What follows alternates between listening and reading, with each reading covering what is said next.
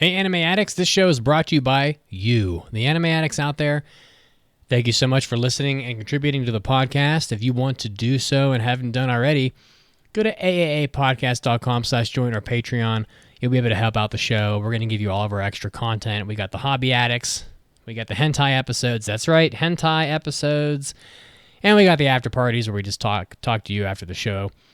8 exclusive episodes just for you per month and a 1,000 episode backlog, all for the price of a trip to Starbucks.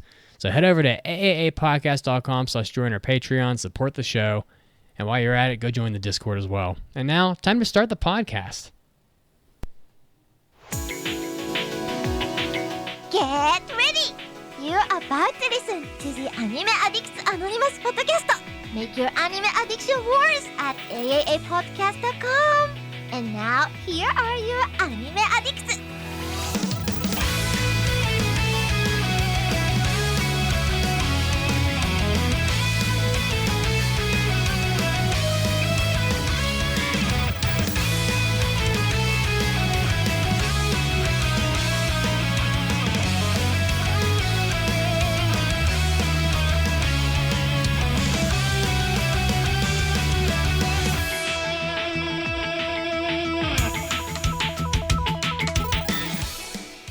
Welcome into the 687th episode of the Anime Addicts Anonymous Podcast, where our sole mission is to make your anime addiction worse.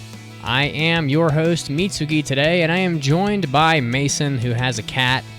I have a cat on my desk. Cat on my desk. I wanted to join in, so I have a cat on my desk. What is the cat's name, Mason? This cat's name is Claude. Claude. Very nice. Yes. Very clever. I see it. I see what you did there.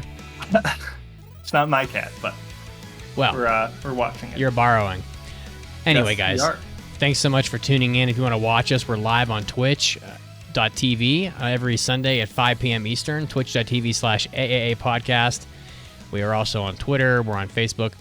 Listen, we're pretty much everywhere you can go, that people go for the social medias. We're even on Instagram now, but if you want to talk to the hosts, be a part of our community, play in our games, do our betting, all the things that are on there. You might even be able to join a fantasy football league. You go to AAAdiscord.com. That'll get you straight to the Discord. We're pushing 3,000 members on the Discord now, which is a pretty big Discord server, honestly. So 3,000 people waiting for you over at AAAdiscord.com to be your buddy. 10-4, good buddy.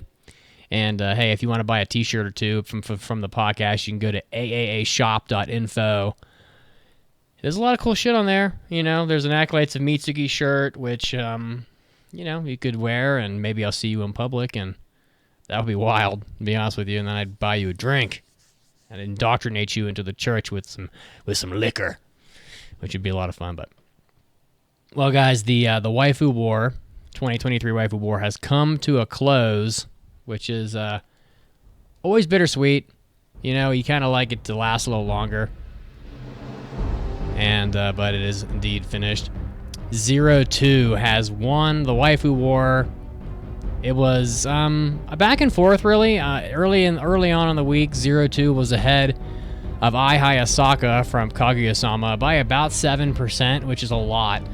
But I'd say about in the morning on Friday, I had taken back the lead, which was very shocking. And then it kind of went back and forth until the round ended, which was about 5 o'clock on Saturday, and 02 did win by about 1 total percent, so very close, but indeed 02 has won the Waifu War. And I actually started another poll for what I'm calling like the 4 horsemen. So like we took 02 and we put her in a poll with all the final 4 from last year, which was Marin, Kitagawa, Yor Forger, Asuna, Yuki, and Mai Sakurajima from Dress Up Darling, Spy Family, Sword Art Online, and Bunny Girl Senpai. And Marin is just trashing them. It's just not even close. She has half the total vote, even though there's 5 people.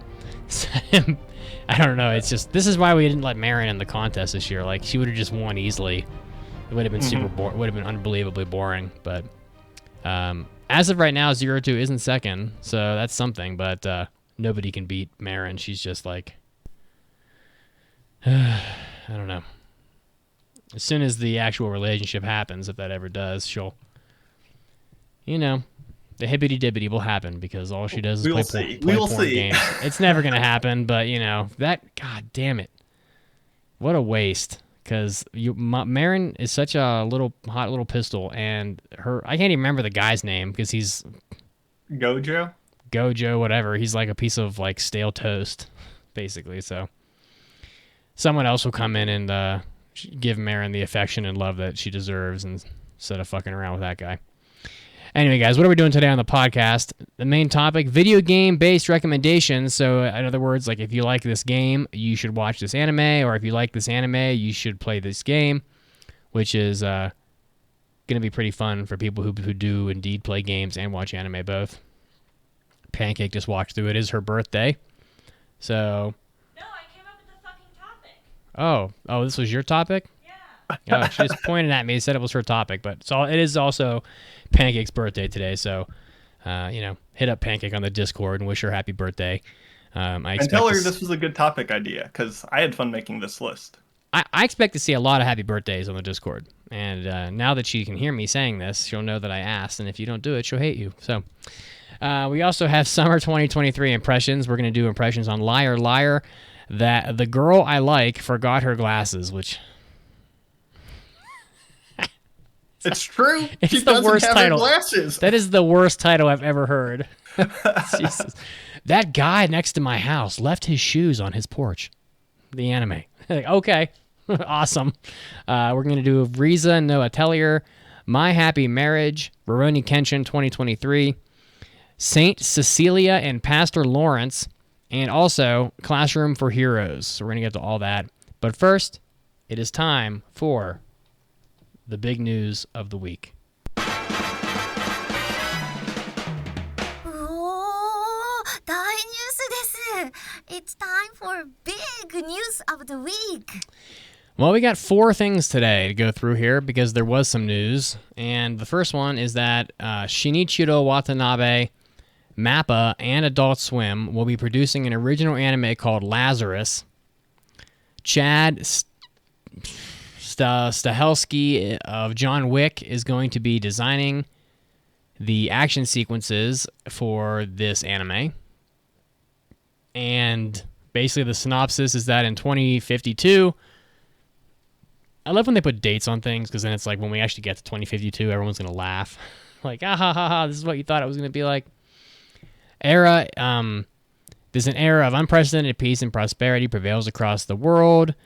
Mankind has been freed from sickness and pain. There's a Nobel Prize-winning scientist that has developed a miracle cure-all drug with apparently no drawbacks called Hapuna, which becomes widely available. And soon afterwards, Hapuna is officially introduced. The doctor vanishes. And 3 years later, the world has moved on, but when the doctor returns, he comes back as a harbinger of doom. And the doctor announces that Hapuna has a short half-life, and everyone who has taken it will die approximately 3 years later. So death is coming for this sinful world, as the synopsis says. So that is one heck of a plot synopsis. Mason, are you excited for this? Kind of. So this actually got dropped along with a bunch of other trailers from Adult Swim, including Uzumaki, Fooly Cooly Grunge, and Ninja Kamui. And I would say this is, of the 4, right around the middle of the pack. Mm-hmm. Like, it seems fine. Like, it's got, Watanabe, it's got MAPPA, it's got established names that you kind of know what to expect from, but it doesn't wow me. I'm not watching this trailer and I'm like, oh, I've got to watch this. I'm just like, yeah, that looks like an action sci-fi show in the future. Sure. Why? Like, I don't know. It's not blowing me out of the water, but it looks solid enough.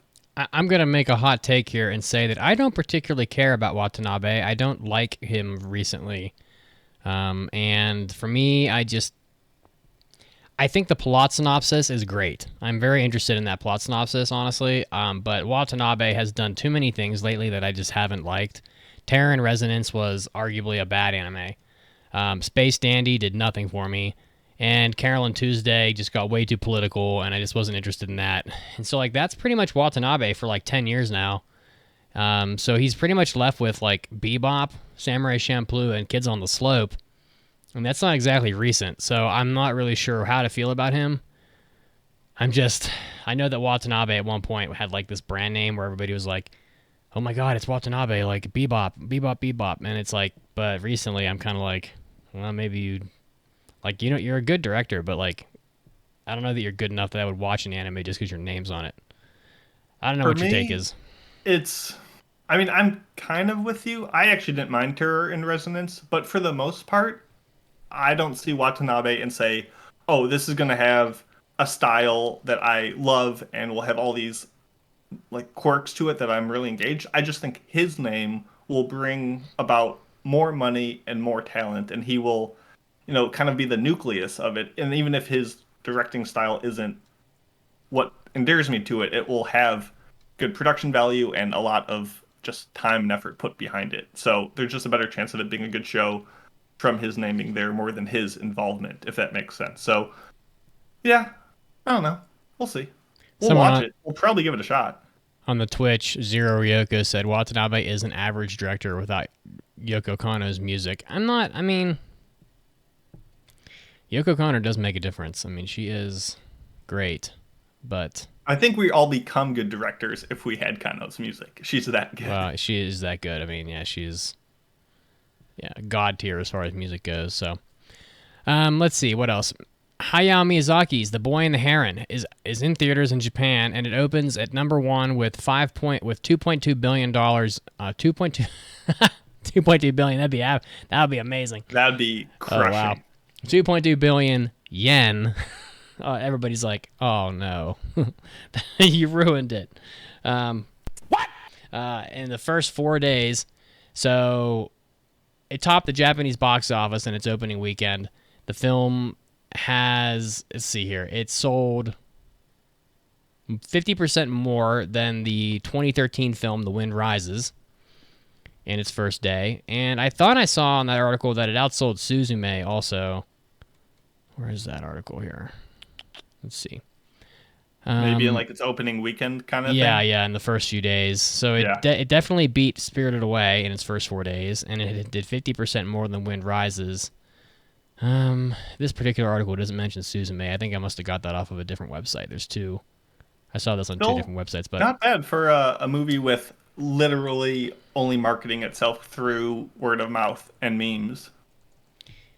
Yeah, I mean, there was like no marketing effort, I guess. Yeah, I mean, they had no trailers, no promotions. They had the one image, and that was it. Besides their marketing of saying we have no marketing, which is kind of marketing in a sense, but I think like Miyazaki and Ghibli just has intense cachet in Japan, and I don't know if this is his last movie or not. It's kind of foolish to try to predict because you're just going to look stupid. It's kind of like Tom Brady, like he's just never going to retire. But hey, I mean, shit, it's doing well. And G-Kids licensed the film. It's going to release in North American theaters later this year, which is very exciting. And they will also not be marketing it, so we'll see how it does over here. But I'll definitely go see it. Oh, me too, 100%. And I definitely think that The Boy and the Heron is a much better title than How Do You Live? So, I don't know. I'm not sure. But that's the Japanese title, Kimi Tachi wa Do Ikuru ka. But like that just doesn't really have much appeal as a title. I think The Boy and the Heron is a good title. I don't know. I know nothing about this movie. Yeah, if it didn't sound like the sequel to The Boy and the Beast, maybe, but... Yeah, maybe, but... it's also in IMAX in Japan, so maybe it'll come into IMAX in the States as well. But just pointing out that this movie did come out. It's doing, I think, much better than anybody thought. And I don't know. I kind of wonder if anybody's got any reviews out for it yet on the internet. I mean, it's... Oh, definitely. There are definitely some. I'm not going to read them, but I want to go in blind. But they definitely exist. I'm just going to poke at it on my anime list. Anyway, what's your big news of the week? My big news, the first half, I kind of talked about it earlier with all the trailers from Adult Swim that dropped. Obviously, the Uzumaki one looks amazing. The new Fooly Cooly Grunge, not so much. What are they doing to my boy? A little sad about that, but, good for Adult Swim. I love that they're putting out a bunch of stuff that just looks promising. My big news, though, is Slam Dunk is now on YouTube, which is awesome. Toei Animation announced that it has started streaming the first 10 episodes of the classic 1993 series on the YouTube channel in stunning HD, and it will be releasing it weekly, more episodes, until all 100-something episodes are out, which I think is awesome. It's really nice when someone says, "Oh, where can I watch this?" And I don't have to say, "Oh, you need to buy a subscription or have cable." I can just say, just go to YouTube. I mean, YouTube is not the greatest nowadays, let's be honest, but everyone has it and has access to it. Is that because of the suffocating amount of ads that are on there? Ads, the subtle, and by subtle I mean sneaky underpinning increase to YouTube premium prices. Like, it's just having to pay for like better bit rates and better quality. Not great, but it is on YouTube, which is awesome. It's a really fun series. It's interesting that they're starting it now, though, because the new movie, the first Slam Dunk, which is actually adapting the very end of the manga in the series, comes out this week, July 28th, in North America. So if you're trying to do this stunt to get people up to speed on Slam Dunk, to get them to the theaters, they should have started it months ago, so it would be complete and people will know what's going on so that they can go to the theaters and watch it, not watch 20 episodes and then have to, I don't know. It seems like they started it too late, but the movie seems to be doing really well. I am excited to check it out. It actually recently surpassed Weathering with You and Suzume to become the 14th highest earning film of all time in Japan, which is all movies in Japan. If you just count the ones that are Japanese films, it's number 9. So for something that came out decades ago, it's still got that flex. So I mean, Slam Dunk is good when it comes out. It's fucking good, bro. Have you watched Slam Dunk? Yeah, I've seen the original. I'm trying to see if this is coming to like our theater that we like to go to. That what date does this come out in America? I think it's the 28th. Okay, so just trying to look for it here. Soon. I just don't see it. There you go. I don't know. If you like old school anime, if you like sports, if you like a little delinquent tumbled in with that, oh my god, it's a fun time. There's so much delinquent nonsense in this and that. And we've talked about it every time we bring up the show, but the eye catches have the best English you've ever heard in your life. Oh yeah, it'll charm you. Oh my god, yeah. For your fun time, shoot for the hoop. Sometimes you'll win, or whatever. Yeah. So that's all I got for this week. I do love that Toonami still has a lot of stuff on their service, to be honest with you. I mean, I'm amazingly nostalgic about Adult Swim, and because I like grew up on that for a long time, and it just seems like a good batch of anime coming to Toonami, and I know that they do have good stuff, but it's a lot of shonen. And this looks like a little more of a diverse blend of shows. You got a little sci-fi, you got some horror. Fooly Cooley's, I'm not sure what genre Fooly Cooley is. It's not a good genre right now, but Ninja Kamui is directed by the guy who did season 1 of Jujutsu Kaisen, God of High School. It looks super bloody and mature and awesome. Okay. The difference is actually amazing when you compare it to the Lazarus trailer, because Lazarus has all these fight scenes, but all that's playing sound-wise is just like a smooth jazz song. So it has like no impact because you need sound effects to add that weight. And Ninja Kamui has a lot of weight. They're trying to convince you. A guy in the ribs. They're trying to convince you that Yoko Kanno was involved. Oh, I hear jazz. It just sounds like they're going for bebop. They're just going for the bebop vibe. Well, the style. Anyway. We can. They're gonna fail probably. Yeah, it's not that's not a target I would aim for. That's like trying to shoot a pebble out of the sky with an arrow. Like, good job. Like, good luck with that. Anyway, today's topic, video game-based recommendations. We are going to be talking about games, and then we're going to talk about anime that are like those games. So if you like the game that we're talking about, you should check out the anime that we recommend to go along with it. I think it's kind of the way this is going to work. So I'll just kick us off because I have been playing a lot of Dead Space lately because I bought a PS5 and I have the remake, and Dead Space is pretty awesome. And so we've been playing Dead Space, and there are anime like Dead Space, but you have to understand that Dead Space is basically two genres that barely exist in anime right now, so it's a little tough. I mean, horror, first of all, has almost never really existed in anime. Like, it's a very underserved genre. And when you do get horror, it's oftentimes like something like Mononoke, which is not what most people think about when they think of horror, where you have like, oh, they have like the demon cat or whatever, but it's like, it's not really scary. It's more of like a folklore based, or like Hanako, toilet bound Hanako. Like, yeah, I'm sure horror is on the genre list for that, but Toilet Bound Hanako-kun is not really much of a horror anime. It just isn't. So yes, they do exist, because everyone's going to go, well, this anime exists. What about Uzumaki? I'm like, fine. There's literally an exception to anything on planet Earth, and just don't come at me with that. It's just annoying. Out of 100 anime that come out, one of them is horror. So that's what I'm trying to say to you. And also, sci-fi is like has been on its way out for a long time. So Dead Space is a sci-fi horror game about a mining vessel that's huge. It's like a giant. It's 1,000 people on the ship, and it gets basically overtaken by. I'm not going to give any spoilers, but like everybody on the ship is dead, basically. Thus the title Dead Space, and you're kind of trying to make your way through this giant ship and survive, essentially. There are two anime that come to mind here when I think of Dead Space.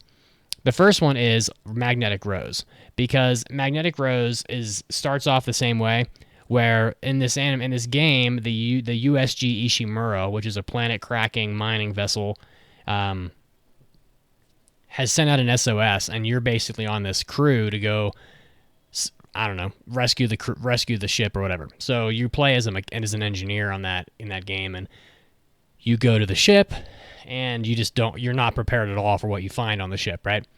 And it's very dark. The atmosphere is like, people who play Dead Space are probably just like begging for a flashlight, because that game is so dark all the time. And Magnetic Rose starts the same exact way. There's some like garbage collectors in space just kind of fucking around, and they get a distress signal from a space station, I guess, and so they get drawn into this space station as they go to rescue it, and the whole space station is haunted, basically. It's not full of monsters the way that the way that Dead Space is, but it is a very darkly lit sci-fi, let's investigate the haunted ship anime. And we've mentioned Magnetic Rose a bunch of times, but it's also one of the best examples of actual horror that you're going to find in anime. So it's already just a fucking amazing anime, and it's only an hour. It plays like a great movie. I recommend it to just about anybody. The only other show that came to mind is Lily Cat, which is not really a great anime, but it is unique in that it's an anime from the 80s where people were like traveling into deep space or whatever, so they're getting cryo frozen, and the last few people that are awake get like attacked and terrorized by a monster on their ship. And it's kind of like an Alien type movie anime where there's like a stalker on the ship that's taking out the crew, which is it's not that good of an anime, but it is short. And so it is possible to scratch that Dead Space itch. And someone in Deformed Kip in the Twitch asked if Magnetic Rose is part of the Memories trilogy, and it is. So it's by far the best of the three, and strongly recommend. Mason, how about you? Yeah, so the way I went through this is I looked over at my shelf and I thought about all these big name games across gaming history and tried to assign an anime that was the most like it. Not necessarily a good anime. So most of these are good, but I tried my best.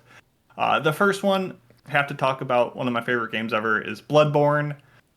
Obviously another installment in the Dark Souls franchise, and I vividly remember when I watched Vampire Hunter D Bloodlust, a movie from 2000. It was just a perfect synergy. You play as this hunter, and in the show you play Vampire Hunter. It's the same word, and both the show and movie explore this like Victorian Gothic aesthetic with this exhilarating terror of you are scared out of your mind going forward, but you can't help but see what's around the next corner. And both just introduce such an interesting, cool world. And I watched Bloodlust after I played Bloodborne, and the whole time I was like, I would not enjoy this as much if I hadn't had that first-hand experience playing Bloodborne. So if you've ever played Bloodborne, it could work for any other of the Dark Souls games, but Vampire Hunter D is just classic. You can watch the original movie. You can watch Bloodlust. You don't need any background. They're both kind of episodic. And they're just really cool, dark, interesting worlds that just have a great sense of the style they're going for, and they nailed that beautifully. So check it out. It's only like an hour and a half long, and it's a really good movie, and it's a bunch of fun. The next one for me, so the unfortunate thing is that some of these have already been made into games, or rather have been made into anime already. Whether or not they're made into good anime is definitely a different question. Yeah. So Zone of the Enders is a really, really fucking good sci-fi mecha game that came out at first on PS2, I think.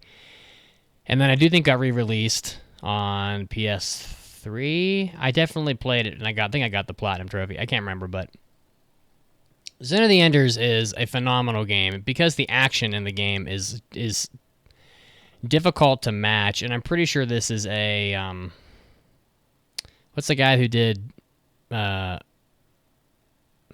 cannot think today. The Solid Snake, what the fuck is that? Metal Gear Solid. Jeez, Kojima. I'm pretty sure Zone of the Enders is a Kojima game, and this game, he's at least involved somehow, as I recall. But Zone of the Enders was made into an anime. There's an OVA called Zone of the Enders Idolo, but it is not good. I don't particularly find it good. But the game is an anime style already, in the sense that your character in the cockpit talks, and he's like his little face will pop up, and he looks like an anime character.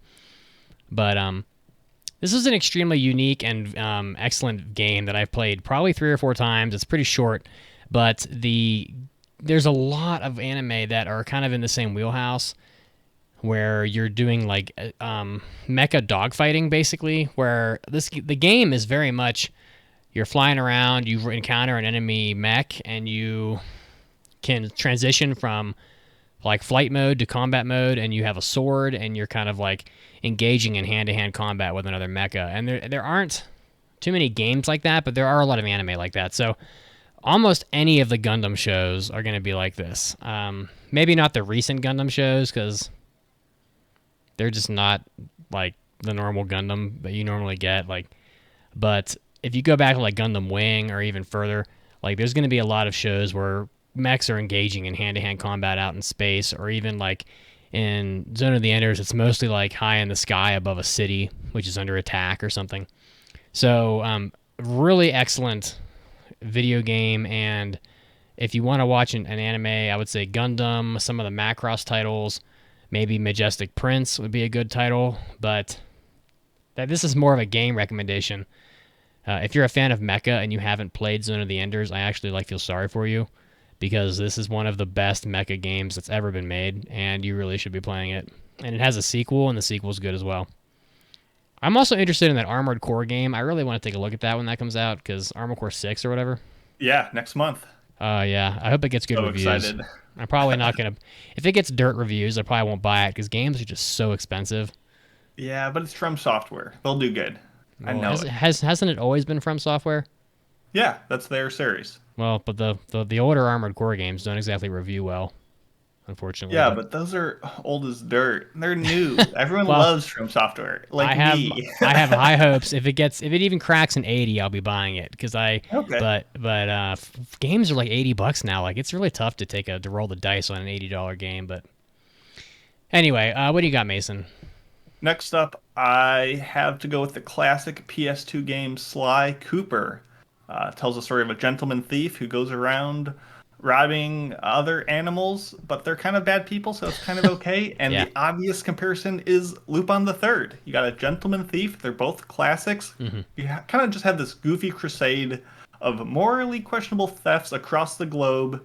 And Lupin is joy just to watch him goof off. Sly is a goofball as well. They're both kind of hounded by this silly police inspector who's never really a threat, even though they try their best. You kind of have these two assistants with you all the time who are kind of just miracle workers, but also goofy at the same time. It's just a bunch of fun. They hit the same notes, and if you like one, you'll probably like the other. And you've probably heard of both by now. So check it out.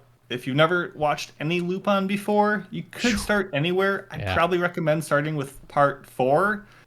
Just it looks more modern. It's got a super sharp art style to it, and it's just a ton of fun, which is just like Sly Cooper.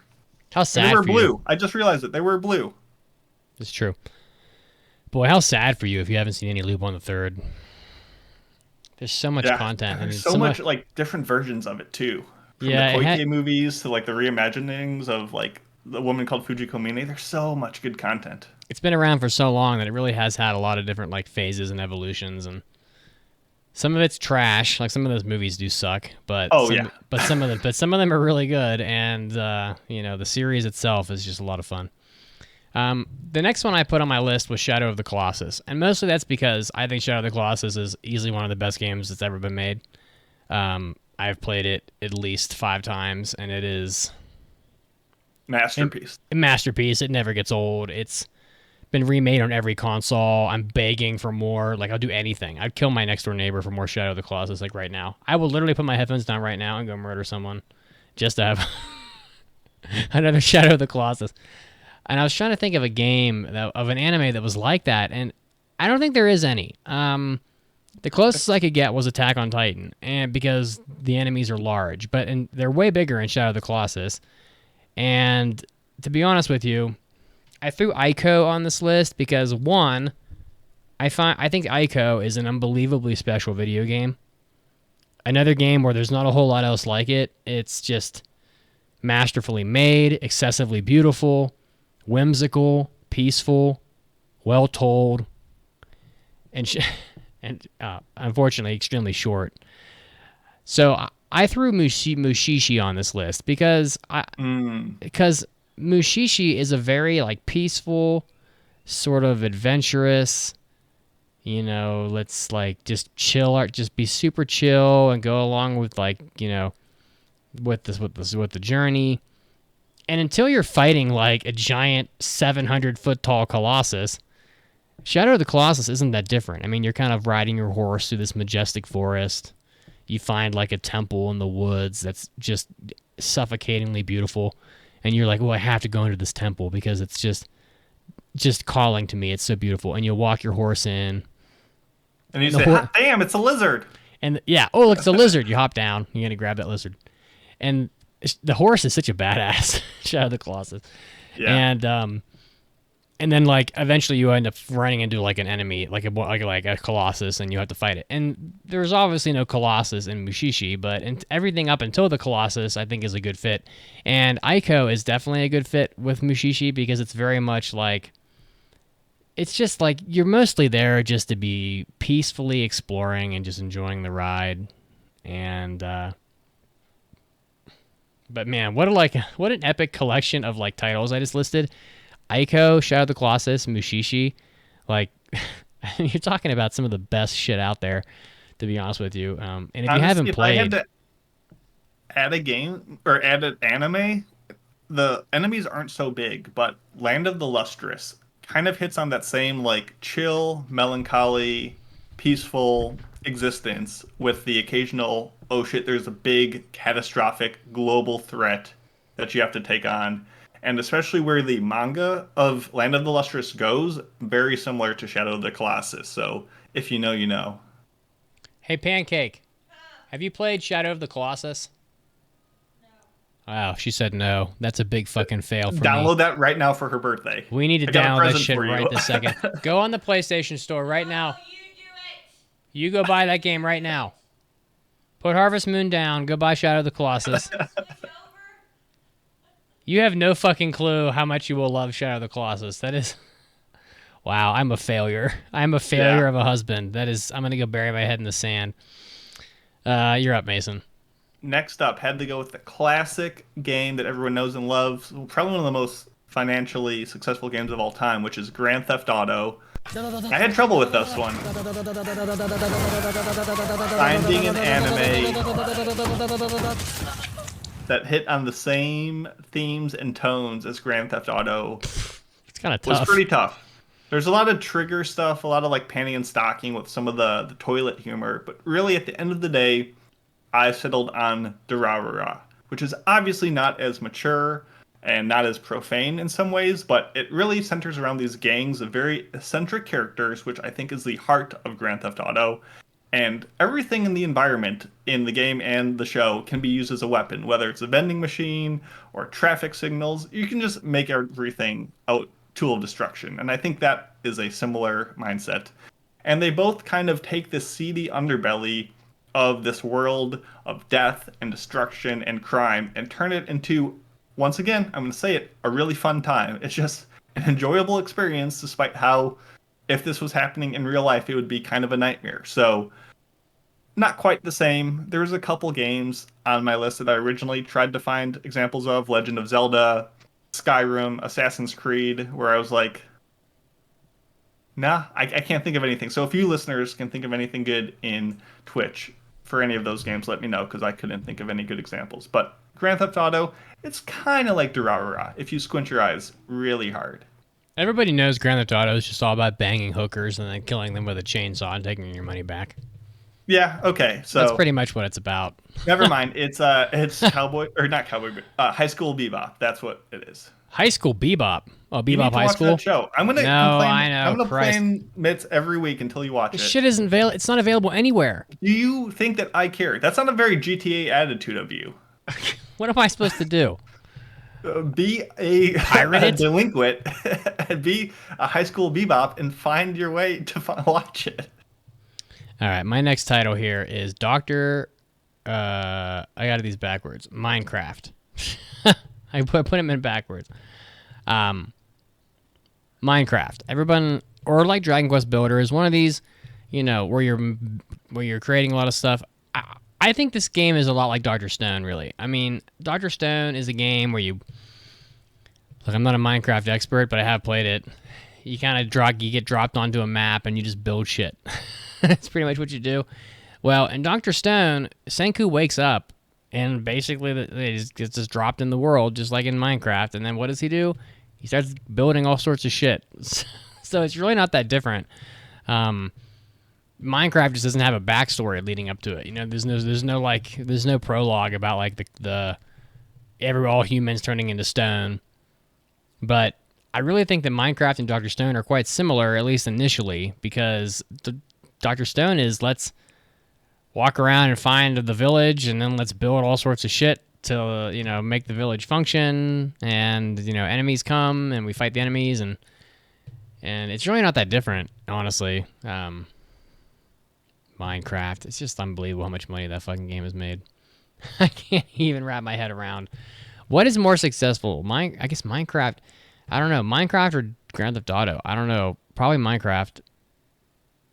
But it's tough for me to wrap my head around that because Minecraft is such a nothing burger of a game. But like, it's not like they spent $100 million to make Minecraft.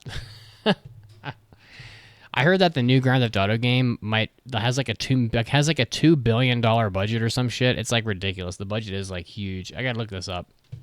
But yeah, I definitely think Minecraft and Dr. Stone are similar. Let me see here. GTA 6 budget $2 billion, more than $2 billion. That's fucking ridiculous. They're gonna spend $2 billion on Grand Theft Auto 6. Wow. I mean, if that game doesn't do well, you can just say goodbye to Rockstar. Like, they're not gonna. That'll be the end of them. That's hard to imagine, though. Holy fuck balls, man. Oh my god, $2 billion. So if you were to like $2 billion. I'm doing some math here on my calculator, and then like a game is like $70, but then like Rockstar is probably only going to get like $40 of that. You got to sell 50 million games to break even. That's the dumbest thing I ever heard of. Who spends 50? Wow. Okay, we're getting off topic, but that's some dumb fucking shit right there. I would not do that. Jeez. Okay. What do you got? Next up, I have Guitar Hero, one of the classic games of my high school years. Just unbelievable. Revolutionized the music genre of games.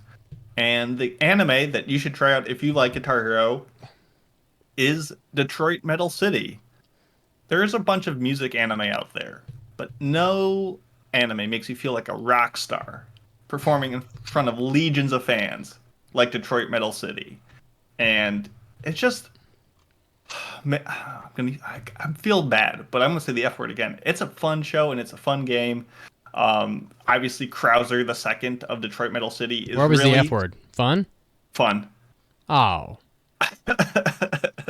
Which is fitting because Krauser 2 is in real life this little nobody, just really sweet guy who just wants to play indie folk rock, but he's forced into playing these brutal death metal but like songs for this adoring crowd where he swears and sacrifices virgins and rips puppies in halves, and he doesn't want to, but he kind of has to. And that's what you feel like when you play Guitar Hero, because it has a set list and you don't really want to play all the songs, but you kind of have to. And you feel like a fraud because you know you're sitting there in your living room with just a plastic instrument pretending to be a rock star, but you still feel kind of cool. And it's a good show. It's a good game. It's even more fun with friends because Detroit Metal City is an awesome watch party show. And both the game and the show have pretty crummy visuals, but they're really endearing. They just have a way of getting into your heart, soaking into your feelings and your bones, and you're just like, yeah, this is the life. I am a rock star, and it's a good time. Man, I was never a big Guitar Hero guy. I was more of a DDR dude. Ooh, okay. You know, I was never cool enough to be like in the Guitar Hero crowd. Did you have like the DDR at home? Did you have that little like slidey floor mat, or did you only play at arcades? When I moved to Denver, I had two, man. So I hurt my back lifting weights, and after that, I couldn't really play DDR the same way because you're jumping around so much. It's just not great for your back. And I used to be exceptional at DDR. Like, take me on. I don't know who you are listening. Come to my house. Let me fuck you up. But I had two almost unused 1-inch thick red octane foam DDR pads. Some people listening will understand, but like Red Octane at one point went out of business, and they made the best accessories for DDR and also other rhythm games too. And when I moved to Denver, I sold those DDR pads because they were worth a hefty amount. I mean, they were worth 4 or 5 times what I paid for them, and mine were almost unused, and they had hookups for all the game consoles and PC, and I sold them. I kind of regret it, but I just can't play DDR anymore like I used to. It's, you know, I shredded my, I had an old pair of mats and I ripped them open with my socks because my feet are just so much use, so much like just feet like bursting into flames. You don't even know. I have one question for you, Mitz. Mm-hmm. Yeah. When you played DDR at these high levels, yeah, were you one of the people that used like the support bar behind you? No. You were all natural. There's no support bar. I mean, you're at home. Like, well, you like could have turned your couch around backwards and used like that as like a. Well, I never considered that, but so no, I didn't. But gotcha. That's impressive. That's impressive, my dude. Well, DDR, I used to like exercise with that. I mean, I used to have a buddy in college who would do doubles by himself, and so he'd have 2 mats, and he would be playing by himself, but he would do it with 15-pound dumbbells in each hand. So he's jumping around with dumbbells. I mean, that guy. There were some people at my college that were exceptional at DDR, and we used to like have DDR tournaments and stuff like that. And I was never the best in the college because there was one girl who taught me how to play, and she was basically unbeatable. But it was a lot of fun. Anyway, my next game is Midnight Club. Midnight Club is a racing game that came out on PS2. It was a launch title, I think, and it has other installments since then, and there are other games in the same genre of like street racing. But I really think that Initial D is an easy low-hanging fruit for this category, for this topic. There's a lot. I mean, there are Initial D games too, of course. But, I mean, there are a lot of games that are like Initial D that are not branded as Initial D. So there's definitely like Burnout, you know. But Midnight Club was more one of these because Midnight Club was more of a game where you would challenge other street racers and you would like put your car or your money on the line, and you're like, you know, so there's more of like, because in Initial D, you're always taking on like somebody from a different racing team. It's not like just some person. It's always a team or, you know, a company or something. And so in Midnight Club, it'd be like, you'd have to meet up first and you'd talk shit and all this and, you know, make a big thing out of it. And then you'd show up and there'd be like a crowd of people and you'd race, and it wouldn't be down a mountain. It would be like on the streets of Tokyo or whatever. But in the end, it's not that different. And both games are like Midnight Club was a pretty good game. I never played the subsequent ones, but that was the first time I heard that Lil Jon song we were talking about last week, the 369. 369. Yeah. Very fine. That was like one of the theme songs of that game. And that was before I knew what skeet skeet skeet meant. Now I know. Oh my god. Oh, yeah. white people. When does MF Ghost come out? I've been waiting. I've been fucking waiting. Tired of waiting. I don't know. I'm getting angry. know. What do you got next? Next up, I have to go with one of my childhood classics, one of my favorites, which is Kingdom Hearts. A game that I was not expecting to be very good, and it kind of surprised me that it was, and it's near and dear to my heart. And the anime I would recommend if you like Kingdom Hearts, strangely enough, is Gintama. Both have a idiot main character with 2 other helpers, and usually for every arc, someone new joins the party, and you kind of learn their quirks, and then they leave after you leave their world. And really, both the game and the show, you come in, it's Disney, it's shonen, you expect it to be all fun and smiles, but there are some surprisingly strong emotional beats behind both of the properties that really just stick with you, and you're like, yeah, there's a little bit more writing to it. The story goes completely off the rails in later entries, and, maybe a little bit better in the middle portion, but yeah, I think there's a lot of similarities. Obviously, a lot of the jokes and humor are not the same, but just the vibe and the experience I had with them are pretty similar. So if you like Kingdom Hearts, maybe use that as an excuse to check out Gintama finally. Are you trying to say Sora is an idiot? I think out of everything I will ever say on this podcast, the fact that Sora is an idiot is pretty, non-debatable. Man. I think that's just, well acknowledged. How could you? I mean, it's just so cruel. He's just hanging out with Goofy, and he's lowering himself to the level of his companions. True, but come on, he's Mickey also and Goofy. a dunce. he's such a doo-doo. I mean, Mickey and Goofy are not exactly,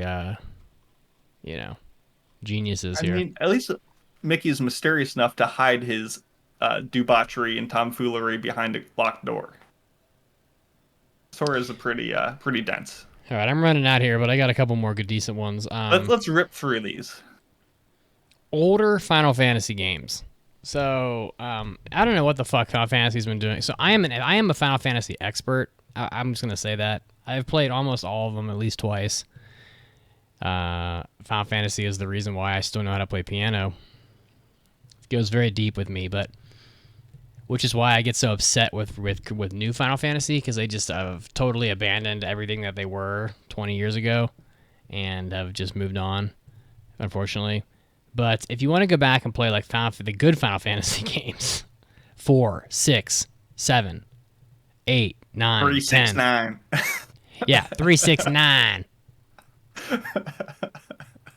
Down this Tifa crawls. Whatever.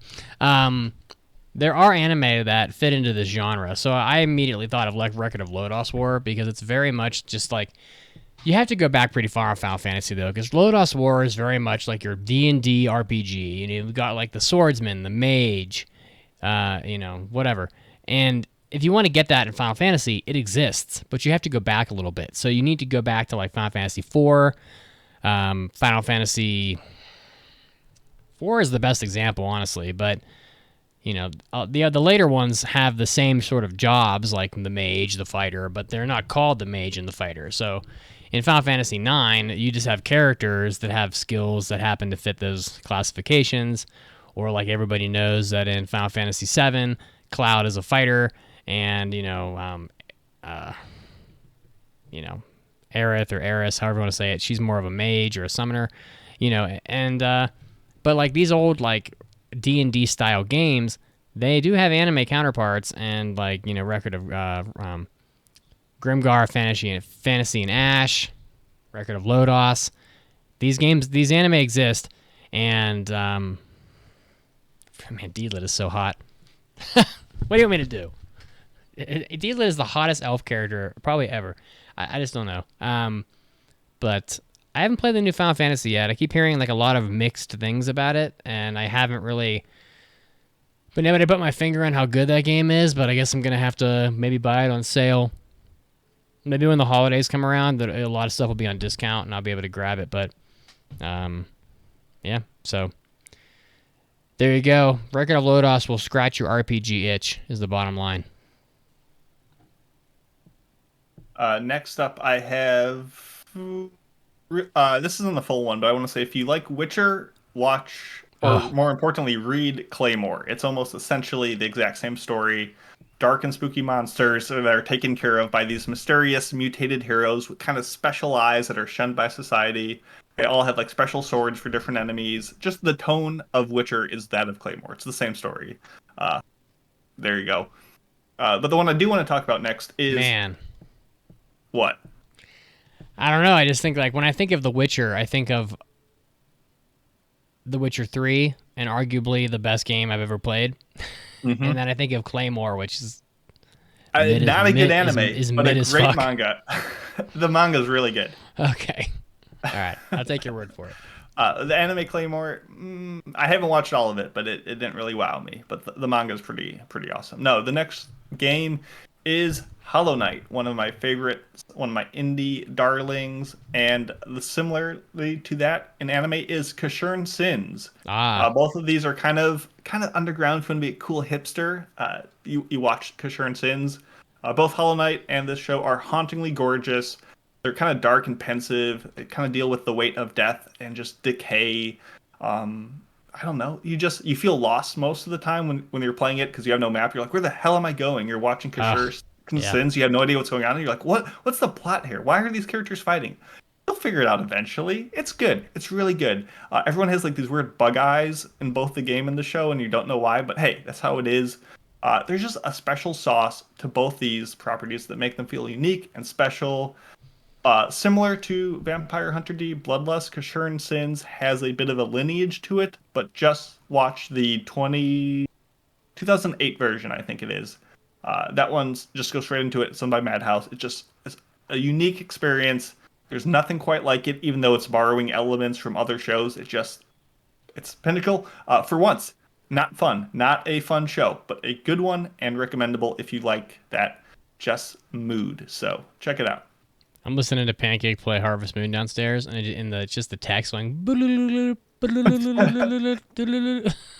That sounds decidedly not like Shadow of the Colossus, but I hope she's working on it. We literally went from like Dead Space, where they obviously put like jump scares in that game specifically for girls. I don't want to say girls get scared easier, but like I'm walking around thinking like I am armed to the fucking gills in this game. Like I have so much ammo. Like I'm like, bring it on. I will fuck you up if you come at me.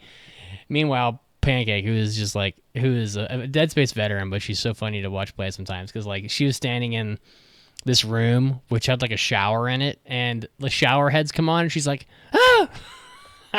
I'm like, I told her, I'm like, the developers of this game definitely were like, girls are gonna play this. We have to just scare them, and then it works. And I don't know. Like, I think there's a lot of gamer guys who get scared of showers.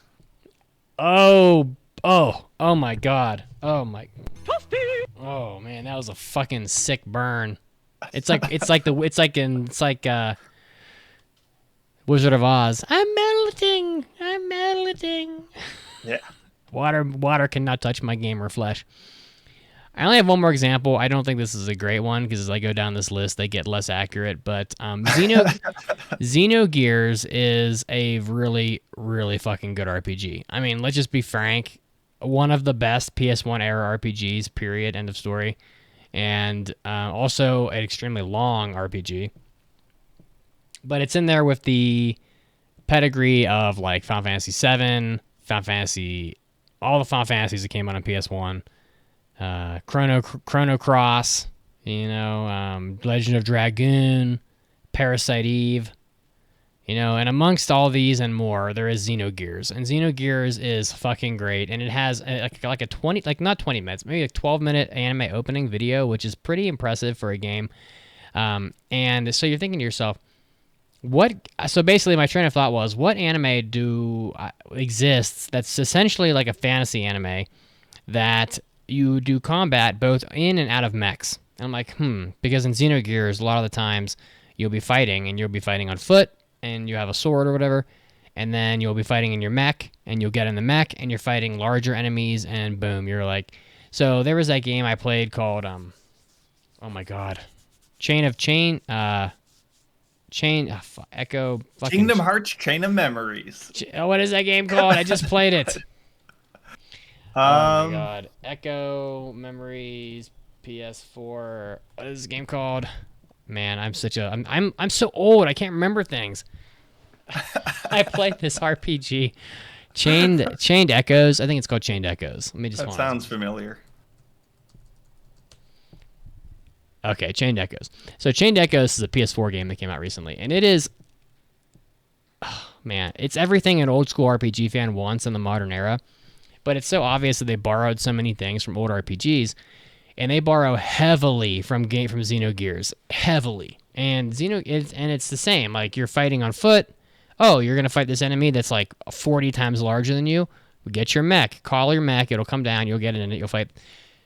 So I said Vision of Escaflowne is a little like that. I mean, it's not a perfect comparison. I don't think the genres totally match, but there's certainly combat in Escaflowne happening in and out of mechs, and Vision of Escaflowne also just happens to be good. It's got Yoko Kanno's music in it. I don't know if that's enough for you. But Xenogears, I would say Xenogears is better as a game than Vision of Escaflowne is as an anime. But I mean, Xenogears is like an all-time great RPG. I mean, that's like saying this anime is not better than Final Fantasy VII. Like, okay, fine. Like, what is? I don't know exactly. But Final Fantasy VII is almost like its entire own game genre at this point. It's so prolific and so famous. So, but if you like fantasy sort of sci-fi stories that, you know, can contain action and mechs and on foot and have a very rich story, Xenogears is great. Vision of Escaflowne is great.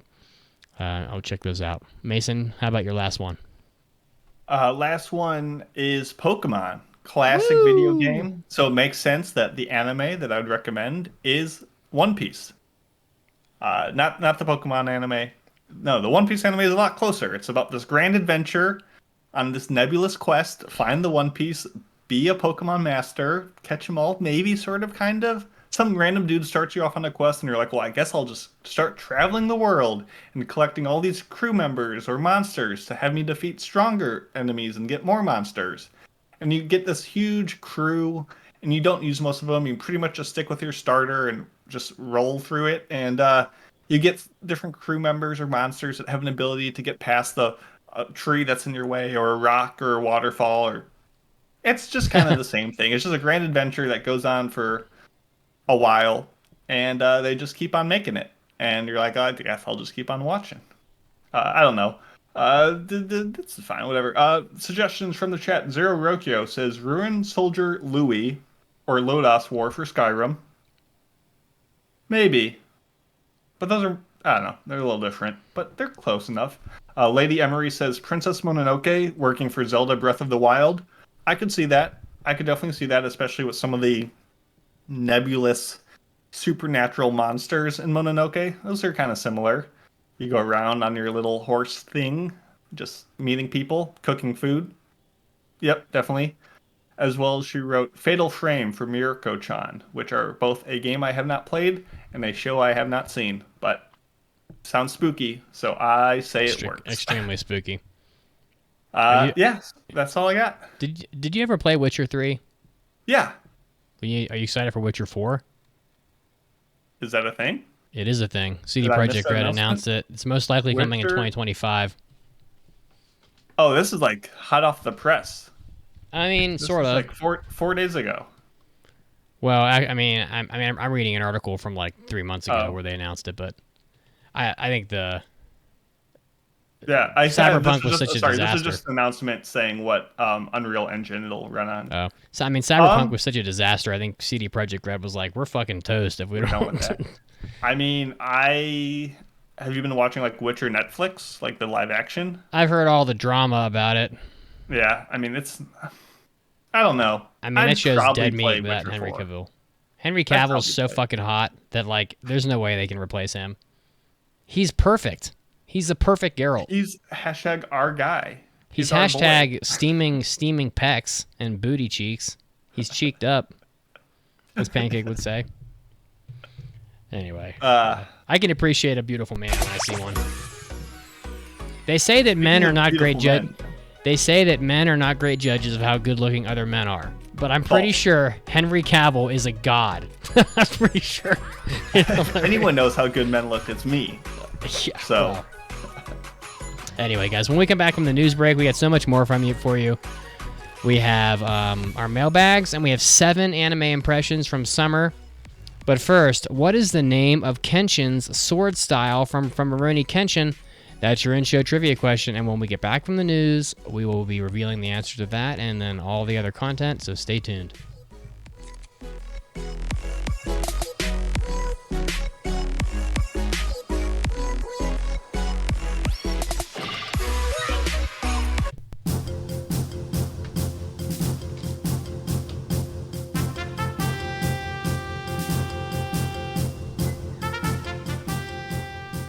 Hey, Anime Addicts, Mitsugi's here, and yes, indeed, it is time for your anime news break. Getting started off with a double dose of One Piece news.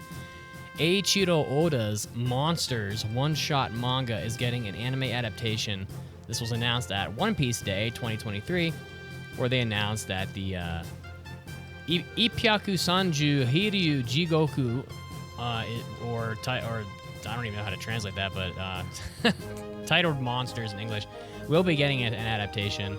So Song-Hoo Park of Jujutsu Kaisen, and I apologize for my terrible Korean pronunciation, is going to be directing and handling the series over at ENH Production.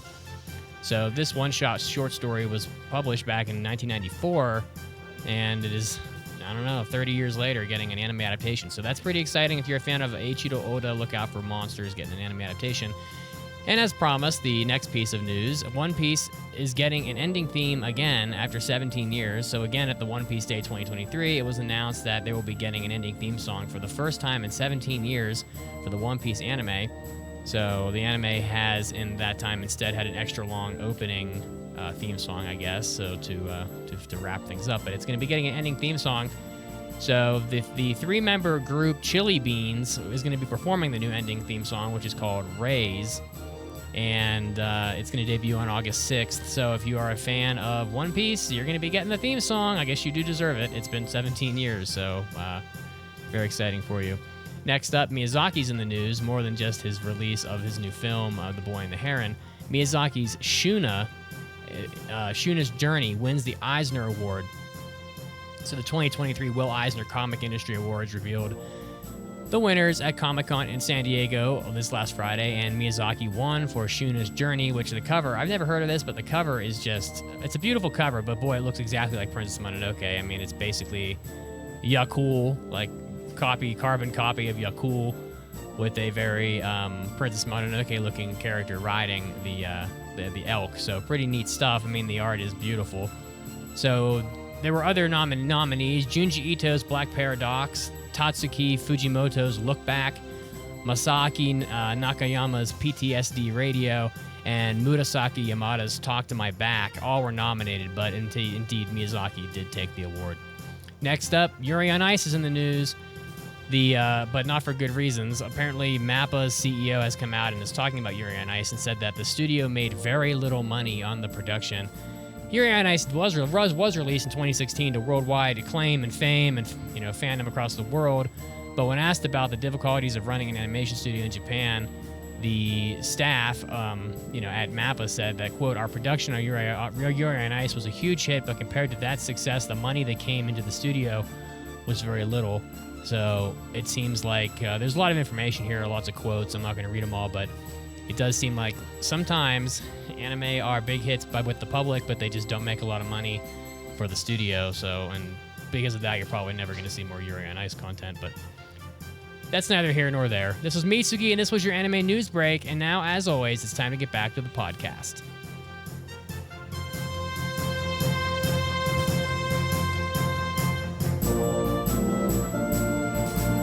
You've been working hard at your job and you're driving home late.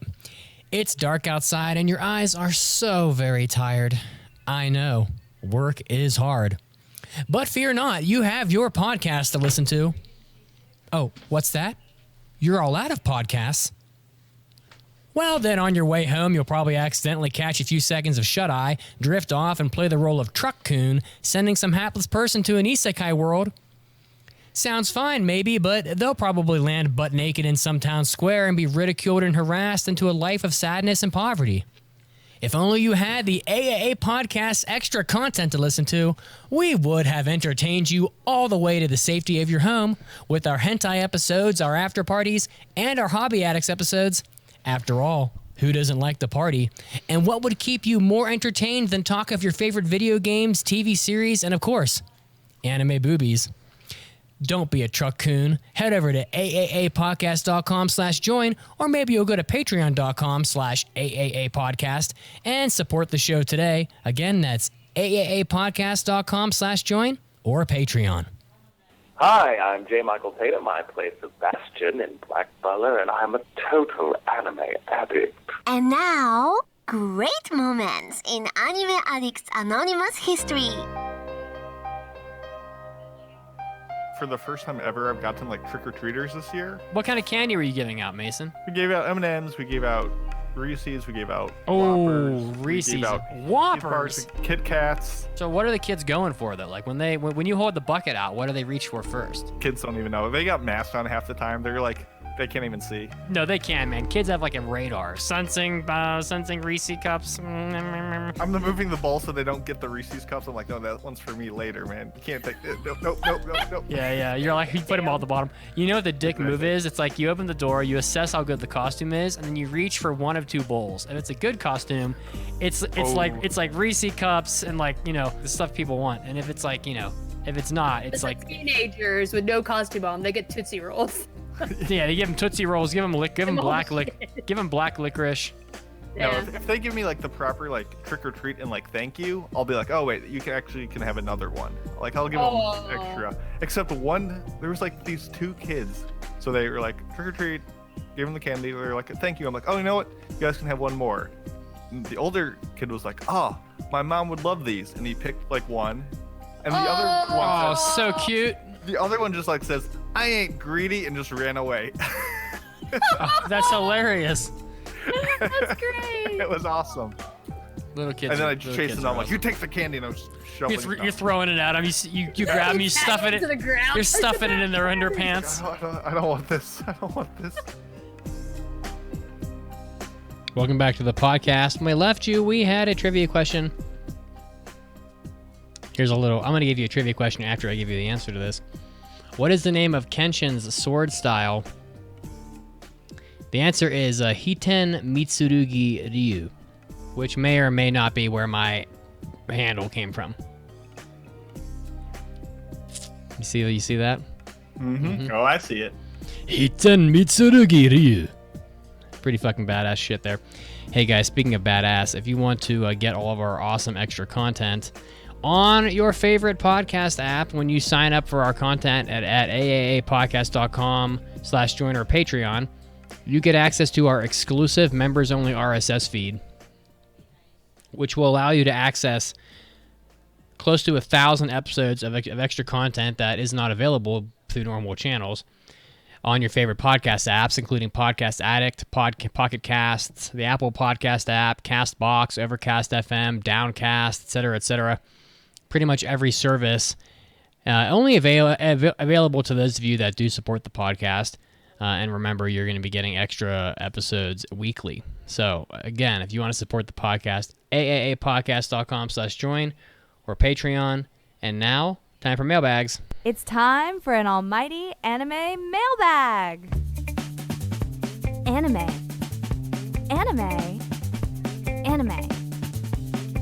Mailbag. Hit it, Mason. Sorry, I had to dance without Caroline here to keep it going. I see. I understand. Had to really get into my Jones. Mailbags. You can submit one at aapodcast.com. Click on the link at the top and submit your question or topic or whatever it is that you want to write to us about, and we will respond to them when we get to it. This one comes to us from WorkAble50. or Workable 50. I'm not really sure. I'm sorry. I butchered your name off the bat. How could and they you? write, I'm just the worst. Hey, Anime Addicts. I recently finished Gunsmith Cats, and I was wondering if you were able to suggest other anime like it. Love the podcast. You've definitely helped make my anime addiction worse. Will Mitsugi, what can we do for Workable to make their addiction even worse? Well, you have Bean Bandit, Riding Bean. Ever heard of it? I mean, it's pretty obvious. I mean, it literally has the same character, Raleigh Vincent, in it. It's set in the same universe, and frankly, is probably better than Gunsmith Cats. Because Bean is fucking awesome. I don't know how that guy hasn't been in more anime. It's a literal crime. The chase sequences in the cars are unbelievable in that. I can't wrap my head around it. You got anime like Realist Hero getting 2 seasons. Everything gets 2 seasons, but then you have a character like Bean Bandit, who is like arguably one of the most fucking just cool as hell characters I've ever encountered in anime. It barely gets any screen time whatsoever. I just don't get it. It's like we're making anime out of the wrong things, people. But yeah, Bean Bandit, aka Riding Bean. That's the almost obvious choice. How about you, Mason? So before we get to that, I want to just mention, love Bean Bandit, love Riding Bean, good stuff. But if an anime came out today with a main character called Bean Bandit, I think we would agree that's a pretty dumb name. Well, I don't know, man. I think of you a would be couple like, jokes. really? That's his name? We're calling it that? He would earn it. He would work. He would live up to it. But I would think we'd give him a hard time. I definitely think that was like Hugh Hefner's nickname. Oh, probably. Anyway. For me, for anime like it, I tried to pick up shows with a duo of women kicking butt. You have You're Under Arrest and Dirty Pair. Great examples. Definitely retro throwback shows that are just a good time. Just kind of zany, kind of cops, but like, off the wall, don't do things by the book kind of cops. And definitely recommend them. Or Panty and Stocking if you want a little more modern, absurdist take on it. So there you go. Hopefully one of those shows strikes your fancy. And thank you for writing in with a mailbag. 2 call-outs real quick before we go to impressions. One, Yeah. somebody donated $25 to the podcast for Pancake's birthday. So you know who you are. I want to just say thank you for that. I'm gonna go buy Pancake and Italian food for dinner with that. What money, about Shadow of the Colossus? Can I I already get own that that. for her birthday? I own that on like 9 consoles. I think Well, if you have it for the PS4, you can just plop it in your PS5. I think I have it on. Yeah, I have it on PS4 for sure. There you go. It should be Yeah, backwards compatible. definitely, because that was a brutally difficult platinum trophy, and also the second call out is that I forgot to announce the winner of the Waifu War, so I do feel bad. Wes on the Discord won the Waifu War with a very impressive score of 150, which is less than the winner last year, but still an exceptional score for a bracket contest. So congratulations. You're gonna get you're gonna get a cash prize and also a unique Discord color for your win. So just congratulations. I didn't want to forget. A Medito. And thank you for everyone else in the Discord who's shouting out Pancake with the birthday wishes. Love to see it. Yeah. All right. So here we go with impressions. Today, we're going to be doing impressions. Impression time, believe it. All right, so we're gonna do impressions here, guys. So the way that our system works, for those of you that are new, we select 21 anime to do impressions on per season. Each of the hosts picks 7 anime, and we watch 3 episodes, ideally, of each of them. And then we, based on that, choose which of the ones are the best, and we pass, about a little under a third of the ones we pick. So it sounds very negative because we fail more than we pick. But we will pick a total of 6 out of the 21 anime to be reviewed later. And then we allow the listeners on the Discord to vote for the final 3. So it's 2/3 hosts, 1/3 listeners, which I think is pretty fair. And today we have 7, starting with an anime called Liar, Liar. And no, I don't mean the unbelievably funny movie with Jim Carrey, which I watched recently and absolutely holds up, and Jim Carrey is a legend. I fucking love Jim Carrey. So Liar Liar is, so it's an anime made by Geek Toys, which I don't really know. I don't think I've seen a lot of Geek Toys anime. They haven't done very much. So they've done a lot of like kind of underwhelming things. So their highest reviewed anime is Date A Live 4, followed by Dead Mount Death Play. So there's not a tremendous amount of like home runs here, honestly, but nonetheless, it is a Geek Toys anime. At Academy Island, everything is settled through games waged for a certain number of stars, with the strongest student being granted the ranking of 7 stars. Hiroto, a transfer student, unexpectedly beats the strongest Empress and becomes the pseudo-strongest in the school. A mind game of lies and bluffs begins. So I started this up thinking to myself that this was going to be a lot like No Game, No Life. That's kind of what I expected. I mean, even like the promo art kind of reminds me of that, because they're just featuring like games very heavily in the promo art, you know, with the chessboard and everything. But this anime is not like No Game, No Life. It really isn't. It's basically like this guy, Hiroto, just kind of bumbles his way into this school, and he immediately encounters this girl who's very cute. Her name is Sarasa Saionji, which I love that name. And there's just certain Japanese like last names that just get me. Saionji just rolls off the tongue. I just love it. And they do like a game, but it's like the stupidest fucking game you can imagine. Like, you might think to yourself, oh, they're gonna play games. What kind of fun games can we pick? Like, it could have been laser tag. It could have been, Christ, it could have been anything. Could have been, if you're Mason, it could have been like frisbee golf. You know, if you're Mets, you could have been shooting pool. I don't know. You could have been anything, but instead, it's this game where the object is to make the other person like make a strong facial expression.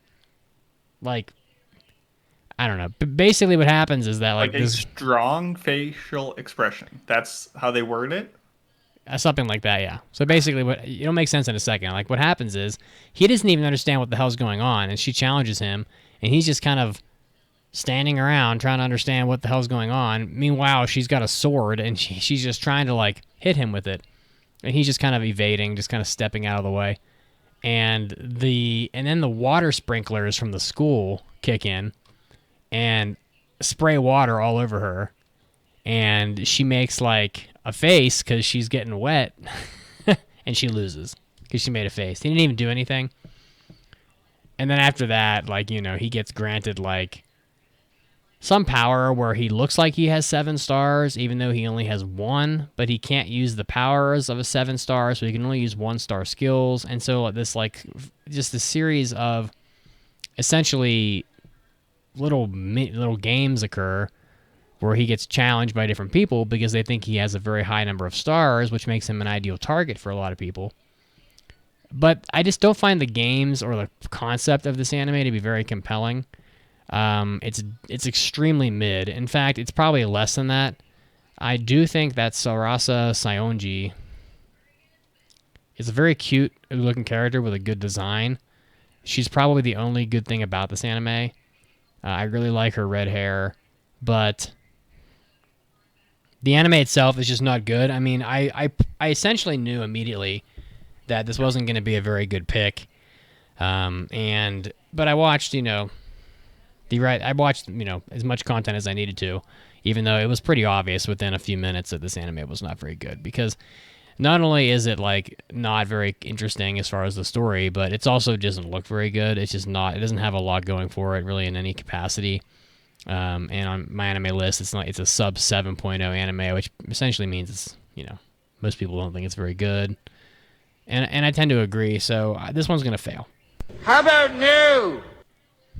I didn't care for No Game, No Life, because it was just like, there was a little too much like sister complex lolicon shit going on in No Game, No Life, but this anime is not even that good. So yeah, it's just, the first victim of the season. And last thing I will say is that I love how these anime do the thing where they try to where they take time in the OP to reveal all the characters that are going to be in the show. So like, you'll see an OP, and it's like they're individually announcing these different characters. And it just gives a lot away about the show. Like I know that there's three main characters in the show. There's the main guy, and then there's the two girls, and like that's pretty much going to be it. And it's just really not going to not really going to develop a whole lot. This was an OP that I thought gave away a little too much of the outcome of the anime itself. I strongly doubt anybody's upset that I didn't pass this one. So anyway, Mason, Yeah, you're up. I think chat kind of knew that was coming. Yeah, it's just not good. The first show I want to talk about today is Saint Cecilia and Pastor Lawrence. This tells the story of Pastor Lawrence, who works at a church in some unnamed, probably European town, who is kind of in charge of the upkeep of the church itself, as well as kind of looking over Saint Cecilia, this precious, must-protect waifu and, saint of the townspeople. She is lovely, she's composed, she shares her wisdom, and is just so kind, and everyone just adores her. And the second that no one else is around, no one's in the church, no one's speaking with her, she becomes essentially Umaru-chan, and just becomes, not like that slovenly, but just kicked back, shoes off, flopped over, bad posture, lazy, just wants sweets all the time. And it's the whole dichotomy of, she hides her real self when Lawrence is around, but everywhere else she's all, prim and proper. This is done by Doga Kobo, who I usually like their very bright, colorful designs. They've done Oshinoko most recently, as well as Shikimori's Not Just a Cutie. It's based on the manga, and it is on Crunchyroll. And this show, pretty quickly, I could tell, was not for me. Very repetitive jokes of, like, multiple times in the first couple minutes, they were doing she's flopped over a bench because she's lazy. And then someone walks in and she's all like, "Oh, hello, how can I help you?" And Lawrence is like, "Wow, how does she change so suddenly into a really, proper individual?" And then that person leaves and she flops all over. And then someone else comes in and she does it. And it happens over and over. And it's like the show thinks that the audience is as profoundly dense as Lawrence himself, because the joke just went on for a little too long. And I get it that that's her character, but it was just there's just a lack of substance to pretty much every scene. A lot of aimless throwaway dialogue, which doesn't provide much. This is a show that you could watch muted with no subtitles and get 90% of the content, which could be a negative, but it also could be a positive in the sense that it has very clear and cute visuals. It communicates the comfiness at all. It's just a very sweet show. It's just not the kind of show that reviews very well. There's not much depth to it, and just doesn't make for a worthwhile discussion of like, was this scene cute? Yeah, it was kind of cute. There's an umbrella scene where they're in town because, spoiler alert, Cecilia really likes Lawrence, and she blushes all the time when the concept of them getting married is brought up, for example. But it's raining in town, and they don't have an umbrella. So they see someone who has an umbrella, and they're like, "Oh, Saint, use my umbrella. You guys share an umbrella and walk home together." And she's all excited because she gets to share an umbrella with Lawrence in the rain on the walk home. How romantic. And she's all giddy and excited. And the second they're about to depart on their journey, it clears up and she like curses the heavens and the sky and the gods for taking away this opportunity. And you're like, okay, like, I get it. It's a version of a trope, but it really wasn't that funny to me. So it's a cute show. It's adorable. There are some nice metaphors where Lawrence is cooking cookies, and the baking molds he uses kind of are circular and they resemble wedding rings. The backgrounds are very solid. The colors are, once again, nice and eye-popping, and it just has a nice glossy finish to it. So if you put this on after a day of work and you just melt into it, that's the kind of show it is. But for me, it just was not the flavor I was looking for. I will be failing this as well. It is a travesty. Okie doke. Let's see here. What is next? Speaking of video games and anime, an anime based on a video game, Ryza no Atelier, which I'm pretty sure is a game that got an anime because the main character is curvy, for lack of a better word. So this is an anime about Ryza Stout, her name is, and she has the thighs that will break you. I don't know how else to put it. Oh my god, this is that game.